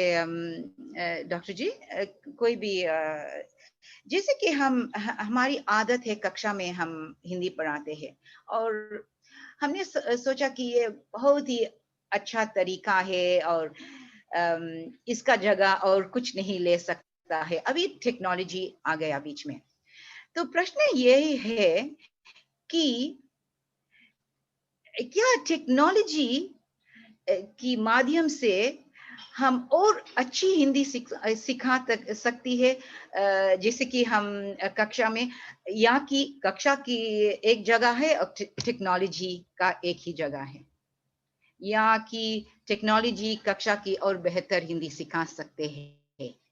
यही प्रश्न है। मैं इस संबंध में एक बात कहना चाहूंगा। एक जमाना था जब हम इसके लिए लैंग्वेज लैब इस्तेमाल करते थे, लेकिन अब हमारा स्मार्टफोन इतना स्मार्ट हो गया है कि जो कुछ भी उस समय बड़े बड़े यंत्र बालेंदु जैसे कह रहे थे कि बड़ी बड़ी वो होता, कुछ नहीं चाहिए। एक विद्यार्थी को स्मार्टफोन की एप्लीकेशंस का पता होना चाहिए। अब हमारा MS ऑफिस है, अभी बालेंदु बार बार हमको लेक्चर्स आजकल देते भी हैं कभी कभी, तो इतनी एप्लीकेशंस हैं। तो मेरा क्या कहना है आपसे, अब उच्चारण तक आप मैं बात सीमित रखता हूं, कि अगर हम मॉडल वॉइस देते हैं उन लोगों की जिनके उच्चारण का अनुकरण करना है हमारे विद्यार्थी को, तभी वो बात बनेगी। अगर और फिर सामान्य हिंदी के डायलॉग की मैं बात नहीं करता, वहां तो बंबई फिल्म में खाली पीली बम मारता है, वो सारी हिंदी इतनी इतनी भ्रष्ट होती कभी कभी। जरूर जरूर, हाँ। तो उसमें चुने हम, जैसे मैंने आपको एक उदाहरण दिया, ऐसे बहुत नसीरुद्दीन शाह हैं या हमारे ओमपुरी हैं, उन सब के ऐसे से मैंने एक और भी मैं आपको बात बताऊं। ये जो फिल्म बनी थी, सॉरी, लीला, इसमें आवाज हरीश भीमानी की थी। ये वही सज्जन थे जिन्होंने महाभारत में जो काल चक्र घूम रहा है वो जो आवाज थी। आपको ऐसी प्रांजल शुद्ध धारा प्रवाह हिंदी का जब सामने नमूने रखेंगे और उनको इजीली, मैं इसको एक और बात कहूंगा, 24/7 और एनी टाइम एनीवेयर, तभी मतलब है टेक्नोलॉजी का। हम क्या, और हम क्लास में जैसे बैठते थे हम आपके सामने बैठ के, इट्स नॉट सो। नंबर 2, आपने जैसे रिकॉर्डिंग की बात की, रिकॉर्डिंग हम नहीं आ पाए तो कल हमसे कम एक नहीं 10-10 बार सुने उस चीज को, और उसको धीरे धीरे, जैसे आपने शुरुआत की थी, आप ऐसे पाठों को जो उच्चारण के दृष्टि से शुद्ध पाठ हैं भारत से मंगवाकर, और जो उसके अच्छा और पहले से बहुत से लोगों ने ऐसे बना रखे हैं, उनको आप उपलब्ध करा दीजिए अपनी अपनी एक छोटी सी वेबसाइट पर, हिंदवाणी पर ही, वहां से लोग उसको लें, उसको सीखें। और फिर उसके बाद जो 2 चीजें और आपको करनी होंगी, फिर मैं कहूंगा थिएटर।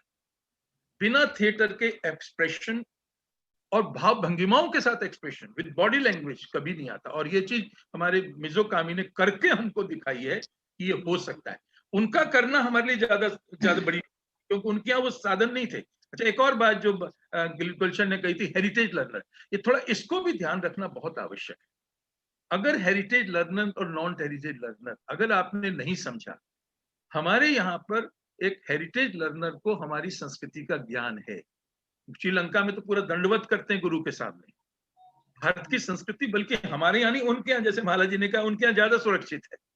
तो मेरा आपसे आग्रह यह है कि हम इस तरह के लेसन्स बनाएं, रिकॉर्ड करें, और जहां विजुअल्स हो उसकी आवश्यकता हो उसको। और मेरी आज भी धारणा पता नहीं क्यों बनी हुई है कि एक जमाने में जब हम आकाशवाणी सुनते थे, जो कहानियों के ध्वनि रूपांतर, नाट्य रूपांतर होते थे, उसमें आज भी पता नहीं क्यों audio itself is very expressive. आप कान में चुपचाप सुनिए, आप जितना उसको आत्मसात करेंगे उतना विजुअल्स में नहीं आता। विजुअल्स में एब्स्ट्रैक्शन, आप बिखर जाता है आपका ध्यान। अब मैंने देखा अभी रेडियो का आंख बंद के हवा महल होता था उस समय। हमारी जनरेशन में कौन है जिसने वो सब चीजें नहीं सुनी होंगी। तो इस तरह की जो कालजयी रचनाएं हैं, इनको रिकॉर्ड करके बहुत उपलब्ध हैं, उसमें हम सब लोग आपका सहयोग करेंगे। उदाहरण देके अपनी बात करता हूँ, मेरा उसमें प्रयास है, लेकिन पता नहीं हुआ कि नहीं। कैलाश बुधवार जो BBC लंदन से, वहां से पत्र, लंदन से पत्र हर हफ्ते जारी करते थे। मेरी कोशिश है, क्योंकि मैंने उनसे उनकी आवाजों को रिकॉर्ड करके, मैं और बालेंदु कोशिश कर रहे थे कि वो हम उपलब्ध कराएं, ताकि बच्चे के सामने टेक्स्ट हो और उसके बाद सबसे सुंदर ध्वनि में उनका उच्चारण, तो उससे भी वो लोग सीखेंगे। तो ये प्रयास हम कर सकते हैं। अच्छा, Devika ji, just to add in a very concise way, जो आपने सवाल पूछा उसके बारे में, इससे पहले एक छोटा सा कमेंट, जो आपने कहा कि हमारी हिंदी धारा प्रवाह है और आप ऐसा बोलना चाहती है। धारा से हिंदी मत नापिए, निष्ठा से नापिए। आप लोग इस मामले में हम लोगों से बहुत आगे हैं, और ये हम जितनी बार भी कहेंगे उतनी बार कम है। फूल खिले गुलशन गुलशन, तुम तो किसी भी हिंदी वाले से कम नहीं हो, जिसको मुझे स्वीकार करने।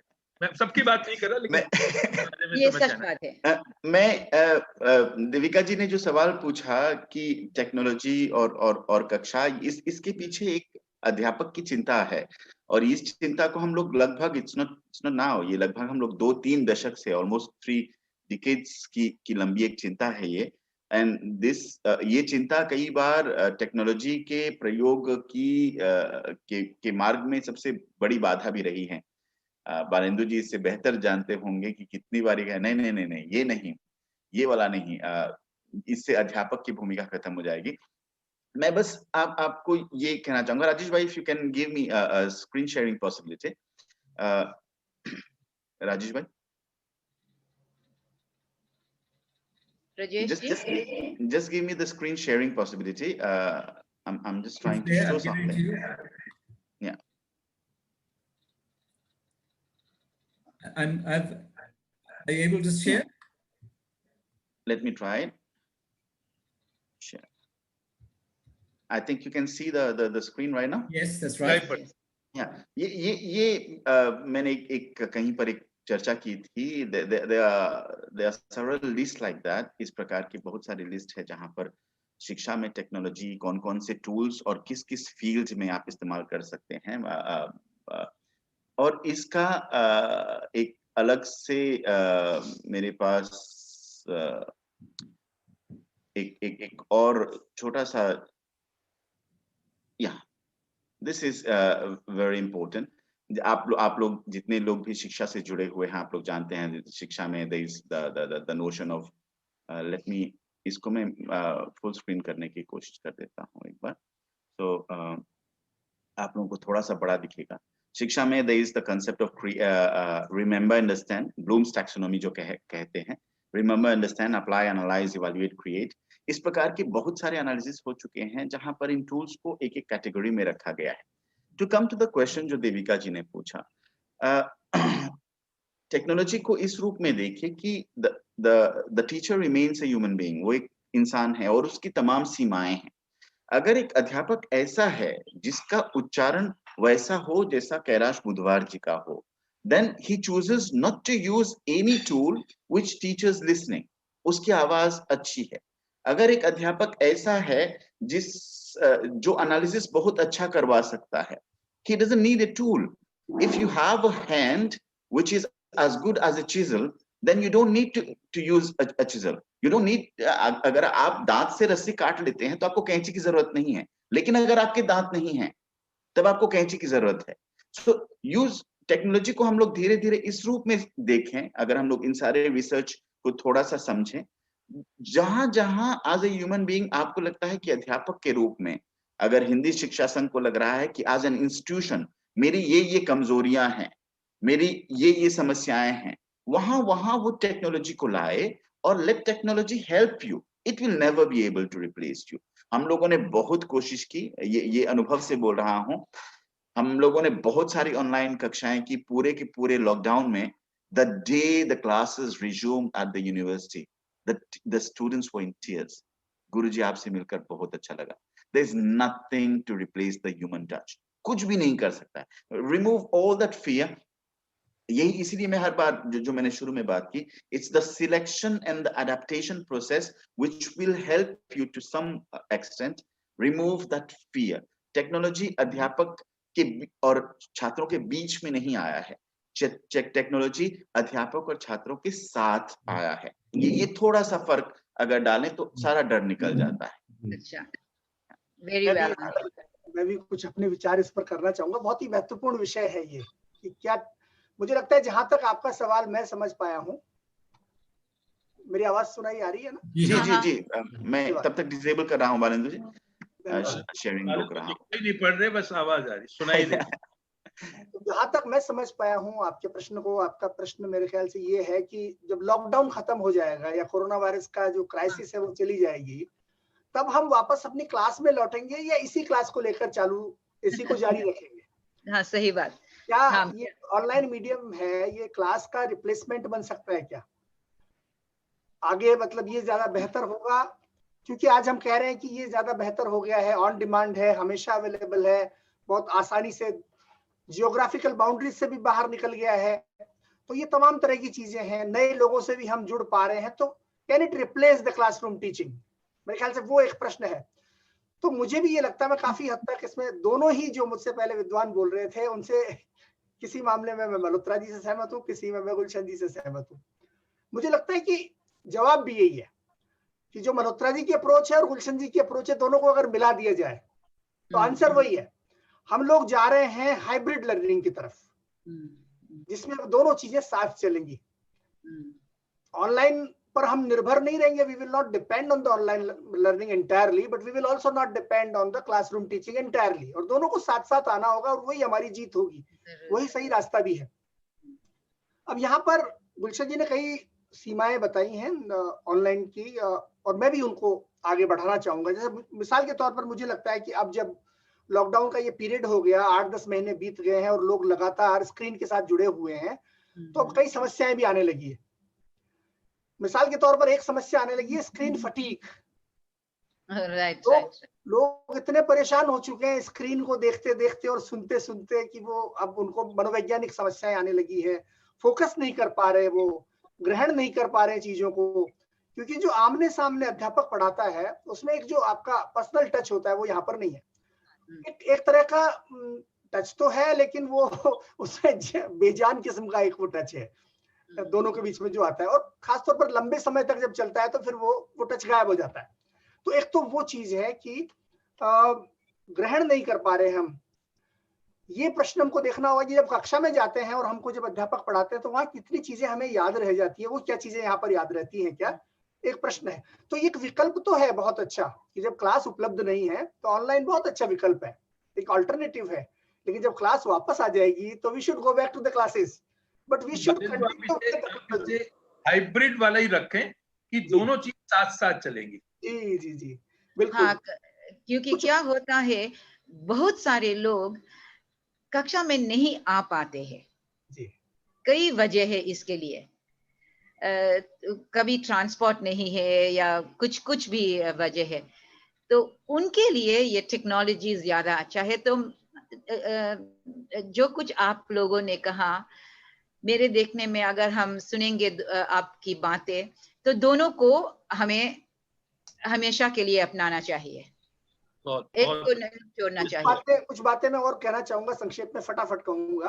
अनुशासन नहीं होता ऑनलाइन लर्निंग में, अनुशासन मिसिंग है, जो डिसिप्लिन है वो मिसिंग। आप किसी को, कोई व्यक्ति सुन रहा है या नहीं सुन रहा है, अपना कैमरा उसने बंद कर दिया और चला गया, तो हम नहीं कह सकते कि उसने सुना है। दूसरी बात, जब एक के बाद एक बहुत सारी क्लासेस हो जाती हैं तो पुरानी क्लासेस को देखेगा या नहीं देखेगा, वी डोंट नो। तीसरी बात, यहाँ पर सर्च करके आंसर्स दिए जा सकते हैं। जैसे मैंने कभी कक्षा ली थी जो कि हमारे यहाँ नेशनल बुक ट्रस्ट के लिए थी, 7 दिन तक मैंने कोर्स लिया उनका, ऑनलाइन डिजिटल कोर्स लिया, और उसमें अंत में मैंने उनको एक परीक्षा दी, उनको एक्सरसाइजेस दिया। तो उन्होंने क्या किया कि इंटरनेट पर सर्च किया और सबने आइडेंटिकल आंसर्स मुझे भेज दिए। यही तो बात है। ये प्रॉब्लम है। उसके बाद एक प्रॉब्लम क्या है कि लोग टाइप नहीं करते, अभिव्यक्त नहीं करते अपने आप को। जैसे मान लीजिए हमारी कक्षा में 25 लोग हैं, तो अध्यापक उनसे कहलवा लेता है कि तुम बताओ या तुम बताओ, तो वो बोलते हैं बच्चे। यहाँ पर क्या है, इस माध्यम में कोई टाइप नहीं जानता होगा, या कोई संकोच कर रहा है, या कोई चुपचाप बैठा हुआ है, तो वो अपने आप को एक्सप्रेस नहीं करते, वो एक समस्या है। उसके बाद जो स्पॉन्टेनियस डिबेट्स होती है जो क्लासेस में, वो नहीं आएंगी यहाँ पर। जो अपने आप आ जाता है ना, जब अध्यापक जी बता रहे हैं तो मेरे मन में कोई विचार फूटा और मैंने वो प्रश्न उठा दिया कि नहीं, मैं आपसे एग्री नहीं करता, वैसी चीजें कम आती है इस माध्यम पे। प्रश्न भी लोग कम पूछते हैं थोड़े से, क्योंकि एक हमारे पास समय की भी सीमा है, वो भी एक कारण है। और जो निजी संबंध विकसित होते हैं, वो भी एक सीखने की प्रक्रिया है, वो भी एक लर्निंग प्रोसेस है अपने आप में। अध्यापक के साथ में जो निजी संबंध विकसित होता है, आप उस वातावरण में जब घूमते हैं तो आप लोगों से मिलते जुलते हैं, उससे भी सीखते हैं, उससे भी आप भाषा सीखते हैं या अन्य चीजें, वो भी यहाँ पर मिसिंग है। तो बहुत सारी सीमाएं हैं, और उसका एक समाधान मुझे लगता है कि यदि हम हाइब्रिड मोड में जाते हैं और मान लीजिए आप ऑनलाइन को अपनाते हैं, तो आप ऐसा जरूर करें कि अपने स्टूडेंट्स को बीच बीच में बुलाते रहें अपने कैंपस में। 5 दिन उनको ऑनलाइन लिया, 2 दिन उनको या 1 दिन उनको आपने फिजिकल क्लासेस। ठीक है, बहुत ही अच्छी बात है। एक बहुत ही जरूरी टर्म इस्तेमाल हुआ पिछले दिनों शिक्षा में टेक्नोलॉजी को लेकर, डीह्यूमनाइजिंग एजुकेशन।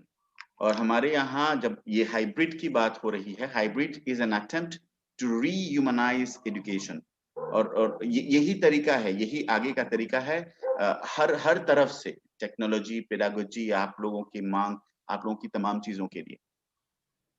और कुछ question, Shyamala, Mala, anybody? Can you hear me there? One more thing. Shivnath भाई। अच्छा, आपको वहाँ सुनाई दे रहा है? जी जी जी शिवनाथ जी नमस्कार। या हम टेक्नोलॉजी के बारे में बात कर रहे हैं, ठीक है। बड़ी बात यह है कि हम तैयार है या नहीं, क्योंकि हम लोग जैसा हम लोग सीख लिए अंग्रेजी तरफ से स्विच ऑन करो कंप्यूटर, स्काइप में जाओ या जूम में जाओ, ऐसा वैसा, लेकिन किसी को कुछ ट्रेनिंग नहीं मिला है कि किस तरह हम लोग ये पाठ पढ़ाना चाहिए। अभी 2-3 दिन हुआ हम लोग यहाँ खाउटेक में चर्चा कर रहे थे, जो प्राथमिक शिक्षा है या प्रथमा शिक्षा, जहाँ वर्णमाला सिखाने पड़ेगा, हमारे कंप्यूटर में कैसे हम लोग सिखाएंगे जो विद्यार्थी है। और ये भी हमें जानना है कि ये टेक्नोलॉजी तो भविष्य का पढ़ाना के तरीका है, या मानो या ना मानो यही रास्ता पर लेना पड़ेगा। अब टीचर सिर्फ मालूम पड़ता है कि कंसल्टेंट की रूप में रहेगा, अगर जो टेक्नोलॉजी को नहीं जान पाएंगे तो कंसल्टेंट के यहाँ जाना पड़ेगा, और वही है अध्यापक। तो बालेंदु जी या गुलशन जी, आप थोड़ा कुछ प्रकाश डाल सके कि जो फेस टू फेस टीचर है, आमने सामने अध्यापक, कैसे बदलेगा, यह कैसे पढ़ाया जाएगा? You're talking about the alphabets, Varnamala, the alphabets, Sunad Bhai? Ji. Okay. To teach alphabets सही तरीके अच्छी तरह से टेक्नोलॉजी द्वारा। जी, तो ये तो बहुत हद तक संभव है शिवनाथ जी कि अल्फाबेट्स पढ़ाए जा सकते हैं। मिसाल के तौर पर आप जो कह रहे हैं कि हम पेन का इस्तेमाल करते हुए या चौक का इस्तेमाल करते हुए जो अक्षर बनाते हैं, क्या हम स्क्रीन पर भी वैसा कर सकते हैं या नहीं कर सकते हैं? मेरे ख्याल से आपकी बात का जो फोकस है वो इस बात पर आता है। तो ऐसे एप्लीकेशंस आजकल चूंकि टच स्क्रीन वाले डिजिटल इक्विपमेंट आते हैं, तो ये पॉसिबल है कि हम उसमें भी टच स्क्रीन का इस्तेमाल स्लेट की तरह कर सकें या बुक की तरह कर सकें। और ऐसे एप्लीकेशंस हैं, जिस लीला का हमने जिक्र किया आपसे, लीला हिंदी प्रबोध, प्रवीण, प्राज्ञ और प्रवाह, लीला नाम का एप्लीकेशन आता है, ट्रेसर है उसमें। जी, उसमें भी ऐसा है कि आप अपने स्टाइलस का इस्तेमाल करते हुए स्क्रीन पर वैसे ही लिख सकते हैं क वगैरह, जैसे आप पेज पर लिखते हैं। लेकिन एक और बात है जिस पर हमें मेरे ख्याल से सोचने की जरूरत है, और वो ये है कि धीरे धीरे हम लोग पेपर से दूर हो रहे हैं, हम एक पेपरलेस दुनिया में जा रहे हैं। हाँ, सच बात। तो उस दुनिया में शायद हमें लिखने की जरूरत कम से कम होती जा रही है, लगातार निरंतर कम से कम, क्योंकि आपके जितने भी विद्यार्थी होंगे वो शायद पेपर में उनको लिखने की जरूरत ना पड़े, उनको कंप्यूटर पर लिखने की जरूरत पड़ेगी मोस्टली, या मोबाइल फोन पर लिखने की जरूरत पड़ेगी, क्योंकि आप विदेश में हैं और उनके दैनिक जीवन में शायद उनको कागजों पर हिंदी में ना लिखना पड़े। तो वो स्थिति भी है, और उस स्थिति में टेक्नोलॉजी कोई बहुत आसानी से आपको, क्योंकि आपको कीबोर्ड सीखना है, आपको वर्णमाला का होना चाहिए और आपको कीबोर्ड का पता होना चाहिए लिखने की बजाय अपेक्षाकृत। तो उस स्थिति में भी आप टेक्नोलॉजी का अच्छा इस्तेमाल कर सकते हैं, और शायद जरूरत ना पड़े लोगों को लिखने की उतनी, लेकिन यदि वो लिखना सीखना चाहते हैं तो वो भी संभव है। और जैसा मल्होत्रा जी आजकल कह रहे हैं कि हम कीबोर्ड के आधार पर हिंदी सिखाएं, मतलब हिंदी की वर्णमाला का भी शिक्षण जो दें वो कीबोर्ड के आधार पर दें। हम सबसे पहले उनको कुंजियां बताएं, कीबोर्ड की कीज बताएं, जैसे क टाइप करने के लिए आपको ये दबाना है, ख टाइप करने के लिए ये दबाना है, और उसके साथ हमारी पेडागोजी को जोड़ दें, हमारी शिक्षण की प्रक्रिया को जोड़ दें कि क से कमल है और ये ऐसे आता है, कंप्यूटर पर यहाँ क्लिक करो, तो उनको जोड़ करके फिर हम ले आए। तो इस तरह की नई इनोवेशंस की भी गुंजाइश बन गई है जो हम इस्तेमाल कर सकते हैं। अच्छा जी, तो उसमें हम उच्चारण को भी अभ्यास कर सकेंगे ना? जी बिल्कुल कर सकते। उच्चारण के लिए मैं आपको स्पष्ट कहूं, जो इसको इंटरेक्टिव सिस्टम है, ये लीला हिंदी प्रबोध में शामिल है, तो उससे बहुत उच्चारण के लिए तो बहुत ही अच्छा है वो। लेकिन जो असली बात जो वालिद एक और बात करें लिखने की, वर्णमाला की, उसमें ट्रेसर है, उसको ट्रेसर कहते हैं। आप बिल्कुल आप हाथ से लिखेंगे और वो अपने आप ठीक ठाक आपको बना के सिखाएगा भी। मेरा ख्याल है कि आप लीला वाला सब एक बार इस्तेमाल करके देख लें, डाउनलोड कर लें, आपको लिंक भेज दूंगा। अच्छा, आप इसको धन्यवाद। माला जी अब बहुत चुप बैठी है, इसीलिए मैं आपसे एक आखिरी शायद प्रश्न पूछूंगी। कुछ लोग कहते हैं कि जब हम हिंदी पढ़ाते हैं तो हम बहुत ही जोर डालते हैं व्याकरण पर, डालना चाहिए या नहीं? मेरे ख्याल से व्याकरण का एक बहुत ही महत्वपूर्ण जगह है। हाँ, बिल्कुल, लेकिन किसी भाषा का अनुशासन है व्याकरण। हाँ, अगर किसी भाषा को व्यवस्थित रूप से सीखना है और उसका प्रयोग करना है, उसका विकास करना है, उसका आधुनिकीकरण या मानकीकरण करना है, तो बहुत जरूरी है उसके व्याकरण से, उसके अनुशासन से, उसकी नियमावली से परिचित होना। अगर किसी भी भाषा का व्याकरण नहीं होगा तो भाषा उच्छृंखल हो जाएगी और फिर उसमें इस तरीके के प्रयोग हो जाएंगे कि उस पर किसी चीज का अंकुश नहीं रहेगा और भाषा एक दिशा विशेष में आगे विकसित नहीं हो पाएगी। जैसे कि हम जीवन में देखते हैं कि यदि जैसे नदी को भी देखें, नदी के तट को अगर बांधा जाता है तो उसका एक अलग ही सौंदर्य होता है, और अगर उसको नहीं बांधते हैं तो कई बार वो उच्छृंखल हो जाती है और वो बाढ़ भी आ जाती है। तो इसीलिए मैं ये कहना चाहूंगी कि अगर वास्तव में जीवन में सौंदर्य की, समाज में भाषिक स्तर पर सौंदर्य की सृष्टि करनी है तो निश्चित रूप से हमें भाषा के व्याकरण का प्रयोग भी करना चाहिए, अनुपालन करना चाहिए। उससे भाषा को एक दिशा, एक समुचित दिशा मिलती है, एक दिशा विशेष में भाषा अग्रसरित होती है, विकसित होती है, और बिना व्याकरण की भाषा उच्छृंखल हो जाती है। भाषा के जो प्रयोग हैं वह अमान्य प्रयोग भी उसमें आ जाते हैं और उसमें एक आदर्श जो है उसकी स्थापना नहीं हो पाती है। तो यदि किसी आदर्श की दिशा में, श्रेष्ठता की दिशा में, उत्कृष्टता की दिशा में सकारात्मक रूप से भाषा में हमें प्रयोग करना सीखना है तो उसके लिए व्याकरणिक शुद्धता का प्रयोग हमें करना ही पड़ेगा। लेकिन अपवाद स्वरूप बहुत सारे ऐसे प्रयोग होते हैं जहां हम व्याकरण से अलग भी कुछ जाते हैं और भाषा विज्ञान की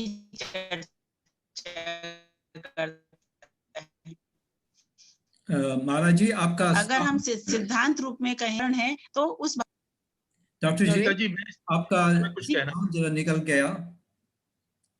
देखिए मैं कहूँ, मैं इस संबंध में मेरी अपनी कुछ राय है, मैं कहना चाहूंगा इसमें। मुझे लगता है कि भाषा हम क्यों सीख रहे हैं पहले इस पर बहुत निर्भर है। उदाहरण के लिए बोलचाल की हिंदी है, बोलचाल की निश्चित रूप से जिस भाषा की बात माला जी बता रहे हैं इसमें तो कई वर्ष लगेंगे उतना निष्णात होने में, और निश्चित उनका लक्ष्य ही जिनको भाषा में एक श्रेष्ठता प्राप्त करने की उनके लिए बहुत अच्छा है। एक व्यक्ति भारत आना चाहता है पर्यटन के लिए, घूमने फिरने के लिए, शॉपिंग के लिए, उसको भी हम इतने लेवल पर नहीं लाने की आवश्यकता है। उसको आप हिंदी सिखाएं। मेरी धारणा ये, और इस पर मैंने काम किया है श्रीलंका में खास तौर पे था, मैं देखता था कि वो लोग इतने साल से हिंदी सीख रहे, कोई नहीं बोल पाता था जी। उसका कारण क्या था कि हम अनावश्यक उनको, आज तो हम भारत में चले जाए वो सारे अंग्रेजी के शब्द इतने अधिक इस्तेमाल करते हैं।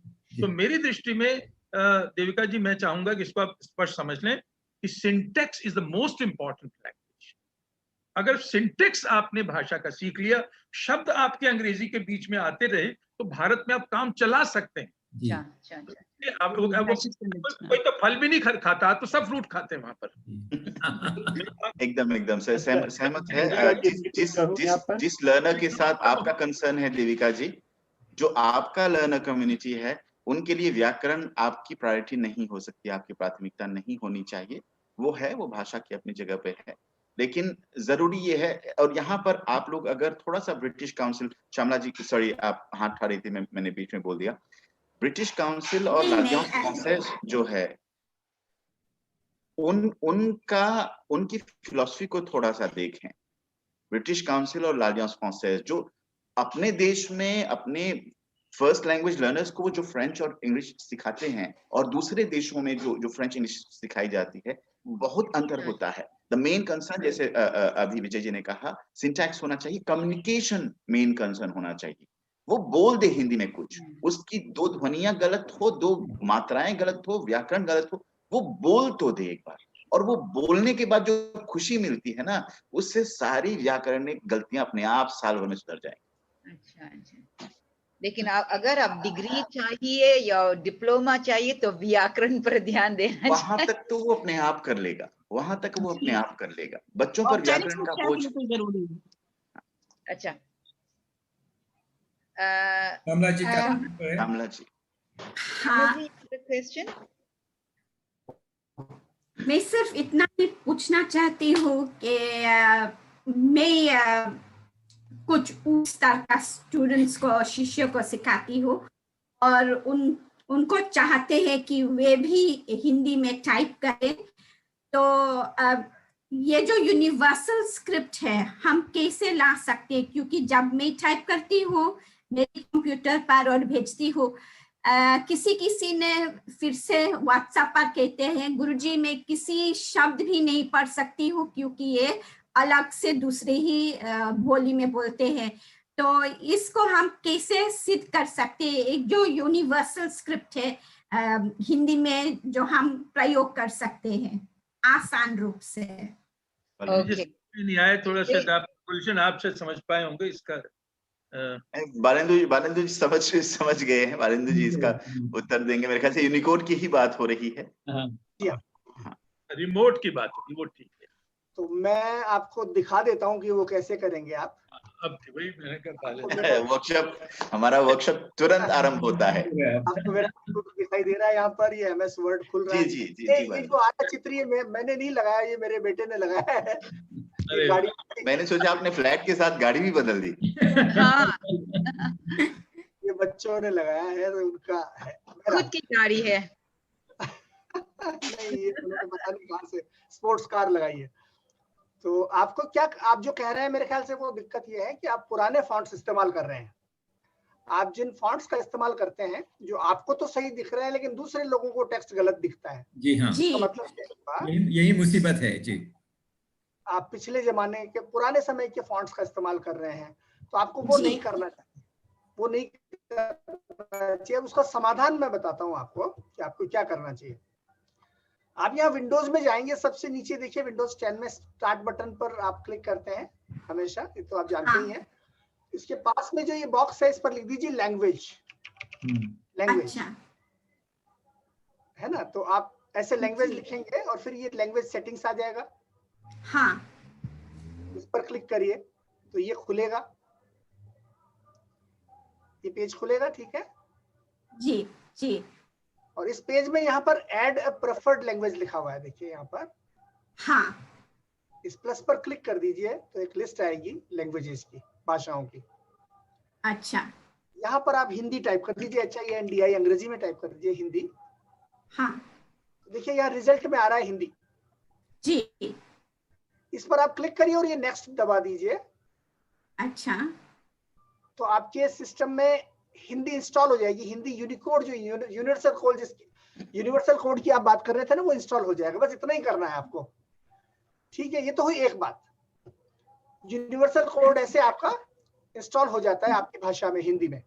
आपको मान लीजिए दूसरी लैंग्वेज करनी है, जैसे मान लीजिए आपको गुजराती डालनी है, तो वैसे यहाँ क्लिक करेंगे और यहाँ आपने लिख दिया GUJ, तो ये गुजराती आ गई। यहाँ पर क्लिक किया मैंने और नेक्स्ट बटन दबाया तो अब देखिए डाउनलोड होने लगे इसकी फाइलें, और ये इंस्टॉल बटन दबाते ही गुजराती भी आ गई मेरे सिस्टम में। और जब ये आती है तो यहाँ पर दिखाई देती है, ये देखिए इंग्लिश भी है इसमें, हिंदी भी है और गुजराती है, 3 भाषाएं आ गई। अब इस गुजराती को अगर हटाना हो तो आपको वापस इसी जगह आना है, यहाँ क्लिक करिए और रिमूव बटन दबा दीजिए तो ये हट जाएगी। अब ये अभी रिमूव इसलिए नहीं हो रही क्योंकि अभी पूरी तरह से इंस्टॉल भी नहीं हुई है, इसलिए रिमूव नहीं हो रही। अच्छी बात, हो गया आपको क्लियर? जब आप इसको इंस्टॉल करते हैं तो आपके सिस्टम में एक कीबोर्ड आ जाता है अपने आप, हिंदी का कीबोर्ड, हिंदी के फॉन्ट अपने आप आ जाते हैं आपके कंप्यूटर में। अच्छी बात। और हम वो जो फॉन्ट है आपसे बताएंगे कि सब हुआ या नहीं। हाँ, तो वो दिखा दूं आपको। 2 चीजें हैं उसमें, शायद आपको वो बता देना जरूरी है एक बार, क्योंकि बात फिर अधूरी रह जाएगी नहीं तो जैसे मैंने हिंदी एक्टिव किया तो यहाँ पर मेरे हिंदी के फॉन्ट भी आ गए और हिंदी में टाइप करने का तरीका भी इसमें आ गया, हिंदी कीबोर्ड भी आ गया, राइट। अब उस हिंदी के फॉन्ट का नाम है मंगल। अच्छा, हाँ हाँ, है ना। अब ये आ गया और अब इसमें मैं जो भी टाइप करता हूँ, मान लीजिए मैंने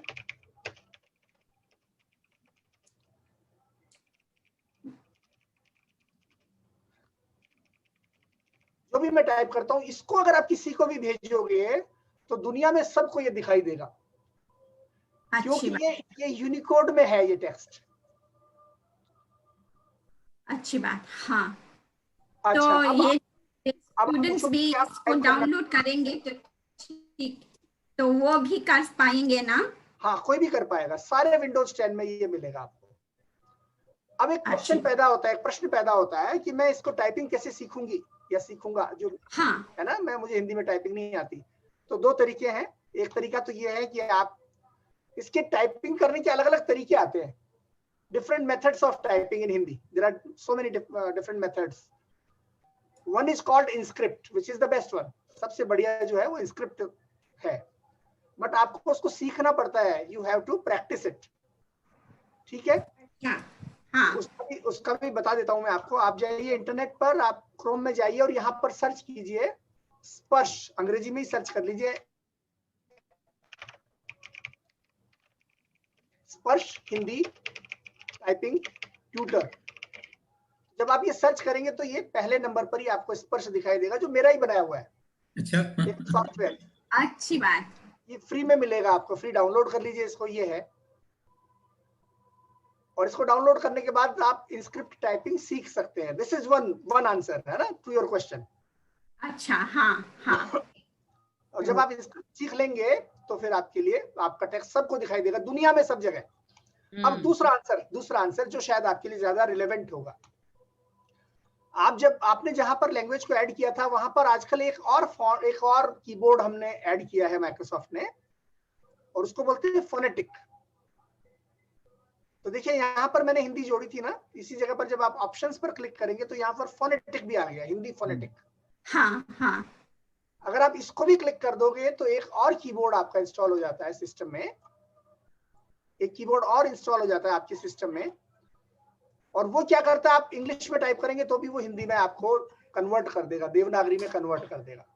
वो मैं इसलिए बता रहा हूँ, वो आइडियल नहीं है, लेकिन चूंकि आपको अगर ज्यादा काम नहीं करना है, आप सीखने की पोजीशन में नहीं है, so that is another alternative. Although we don't advise you to learn that, हम उसको यूज करने के लिए भी नहीं कहते, लेकिन आपको जानकारी होनी चाहिए। तो वो कैसे होगा, जब आपने फोनेटिक को एक्टिवेट कर दिया तो देखिए यहाँ पर आपकी टास्क बार है नीचे, इसमें यहाँ क्लिक करिए, यहाँ दिखाई दे रहा है हिंदी फोनेटिक। जब आप इस पर क्लिक करेंगे तो अब आप इंग्लिश में लिखिए कुछ भी, जैसे मैंने लिखा हिंदी। हाँ, देख रही हूँ। और जब मैंने स्पेस दबाया तो ये हिंदी बन गया देवनागरी में। जी। शिक्षा लिखा मैंने इंग्लिश में, स्पेस दबाया और शिक्षा बन गया। अच्छी बात। संघ लिखा, स्पेस दबाया और संघ बन गया। तो ये दो तरीके हैं, और ये वाला जो फॉन्ट है, ये फॉन्ट्स आपके सब जगह पे देख सकेंगे लोग। ये कभी भी वैसा नहीं होगा कि मुझे नहीं दिखाई दे रहा है या मेरे सिस्टम में टूट गए फूट गए, ऐसा कुछ नहीं होगा। तो याद रखिए दो तरीके हैं, इंस्क्रिप्ट और फोनेटिक, जो दोनों विंडोज में मौजूद है। They are already existing in your own Windows 10 computers. Thank you. Okay, Rajesh. We've covered the other. Rajesh ji? जी हाँ। I think we've covered the other parts of the. जी हाँ, हमने yes. ये मेरे ख्याल से ये जो कथा जो था बहुत छोटी थी जी, उसको इस पर ध्यान देना चाहिए ताकि हम कैसे हमारा पूरे हिंदी परिवार जैसे अध्यापक वगैरह को हम कैसे शामिल कर सकेंगे, मगर वो कुछ दूसरे दिन की मामला होगा। शमीरा जी, श्रीनाथ भाई, any other questions? No, nothing else from my side. I just want to say Jaisa Desh, Vaisa Desh. We have to adapt to teaching of Hindi according to our country here.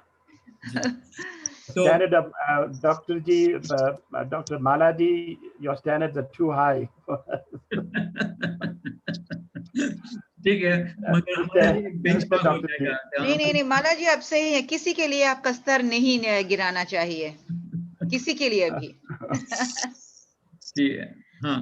तो एक बहुत महत्वपूर्ण चीज निकला है इसमें कि हमारे दक्षिण अफ्रीका में लोग हिंदी क्यों सीखने चाहते हैं, उसका मकसद क्या है।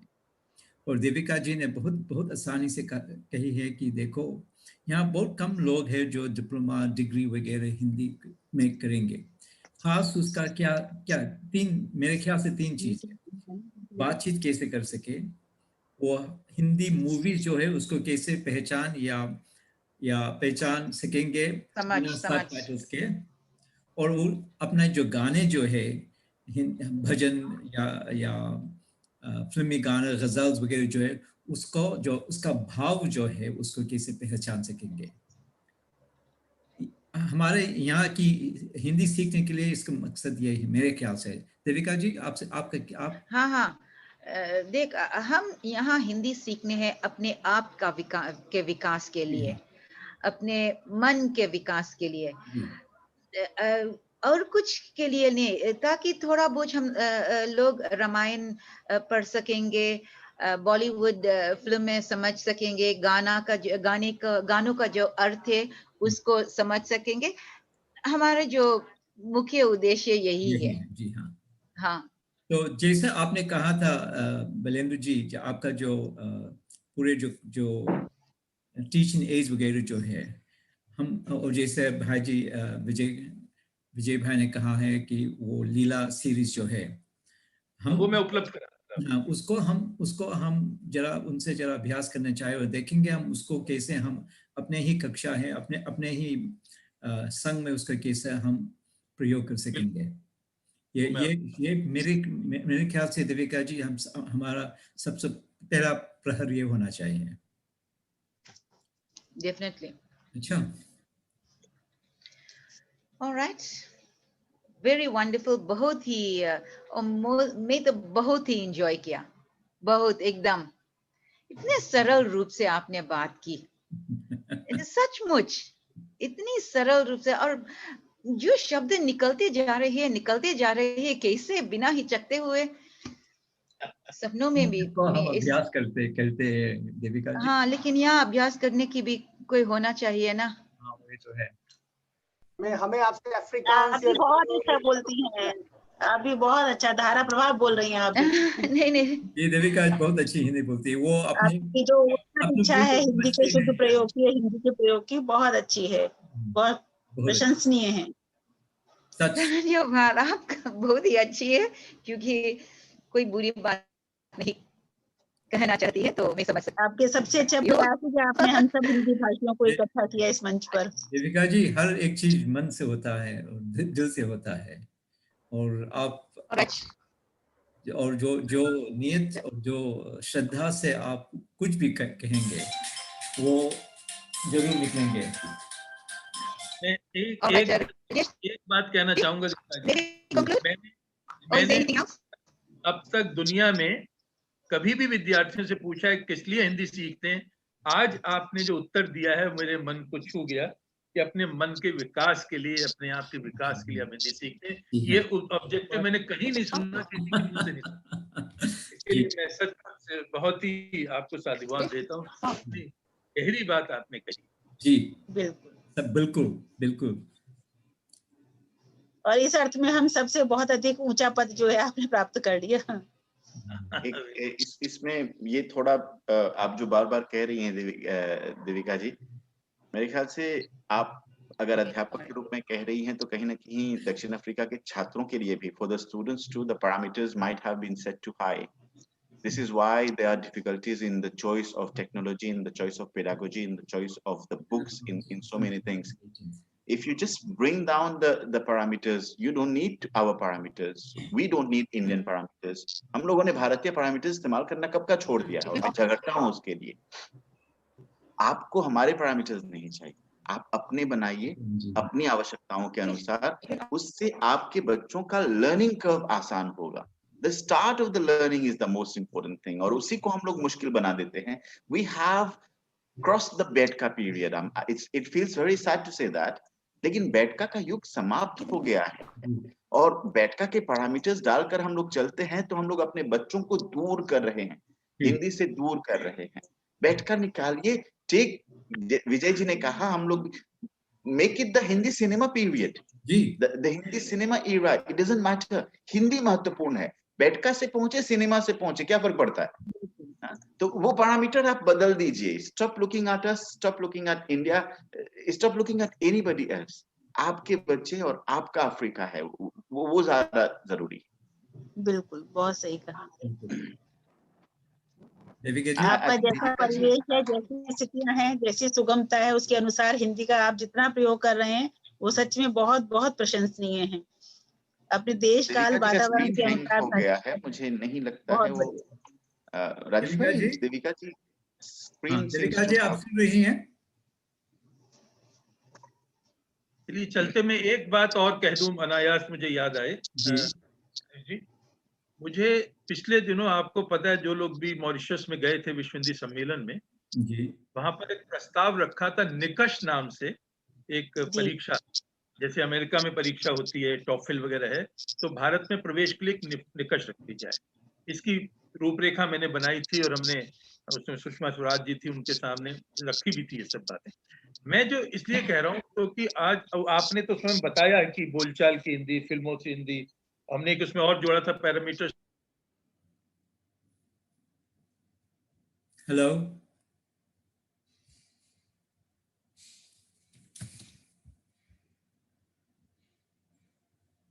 उसको 4 भागों में बांटा था, लेकिन सबसे इंपॉर्टेंट है बोलचाल की हिंदी जी. बोलचाल की हिंदी में अगर स्क्रिप्ट भी शुरू में नहीं है, डजंट मैटर, क्योंकि आपको वहां जाकर दुकानदार से बात करनी है, फल खरीदने हैं. वो तो फल भी नहीं जानेगा. मैं आपको अंग्रेजी थोड़ी आती है, केवल सिंटेक्स में क्रिया जरूर सही बोल दीजिए, बस ठीक है, आप देखेंगे कि आपका काम चल जाएगा भाई. तो पहला लक्ष्य उन लोगों का जिसमें कॉम्प्रिहेंशन, लिसनिंग, उसके बाद एक्सप्रेशन.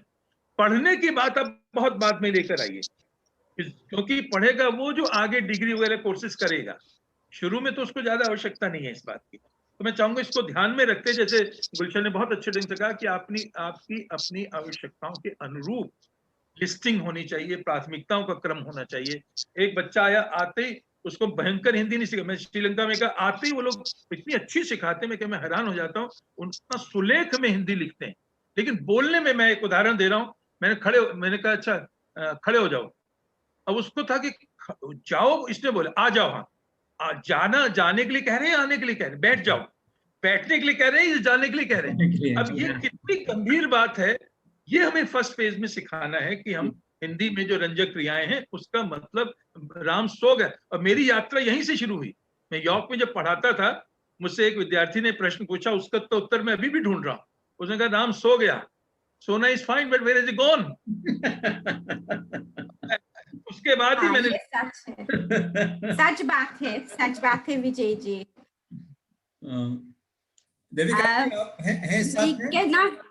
मैं कहना चाहती हूँ कि आज का जो बेटा है, मैं बहुत ही खुश हूँ, क्योंकि मैं बहुत सारे चीज सीखे हैं आपसे, और जरूर मेरे शिष्य, मेरी कक्षा में मैं इसको प्रयोग करूंगी. और हमें देख रही कि देविका जी नहीं है, शायद वो वापस आ जाएगी. इतना कहना चाहती हूँ कि हिंदी में बोलने में हम सबको बहुत ही रुचि है. हमारे बच्चों को जो हम सिखाते हैं उनको भी एकदम ही रुचि है. Thank you so much for that amazing insight and deeper understanding on our mother language, Hindi. We've come to the conclusion of today's program, and I would like to extend deep gratitude and say thank you to our international speakers, which are Shri Balendu Dadich, Shri Vijay Kumar Malhotra, Professor Mala Mishra, Shri Gulshan Suklal, as well as Ms. Devika Madari for chairing the symposium today. We'd also like to extend deep gratitude to Mr. Rajesh Lakshman. Thank you to Director of the Swami Vivekananda Cultural Center at the Consulate General of India in Durban, Dr. Chaitanya Prakash Yogi, Mr. Piyush Khandelwal, Mr. Sipiwe M. Juno. Most importantly, you, our online guests and viewers, please stay tuned to our SVCC social media pages for what's happening next. Namaskar.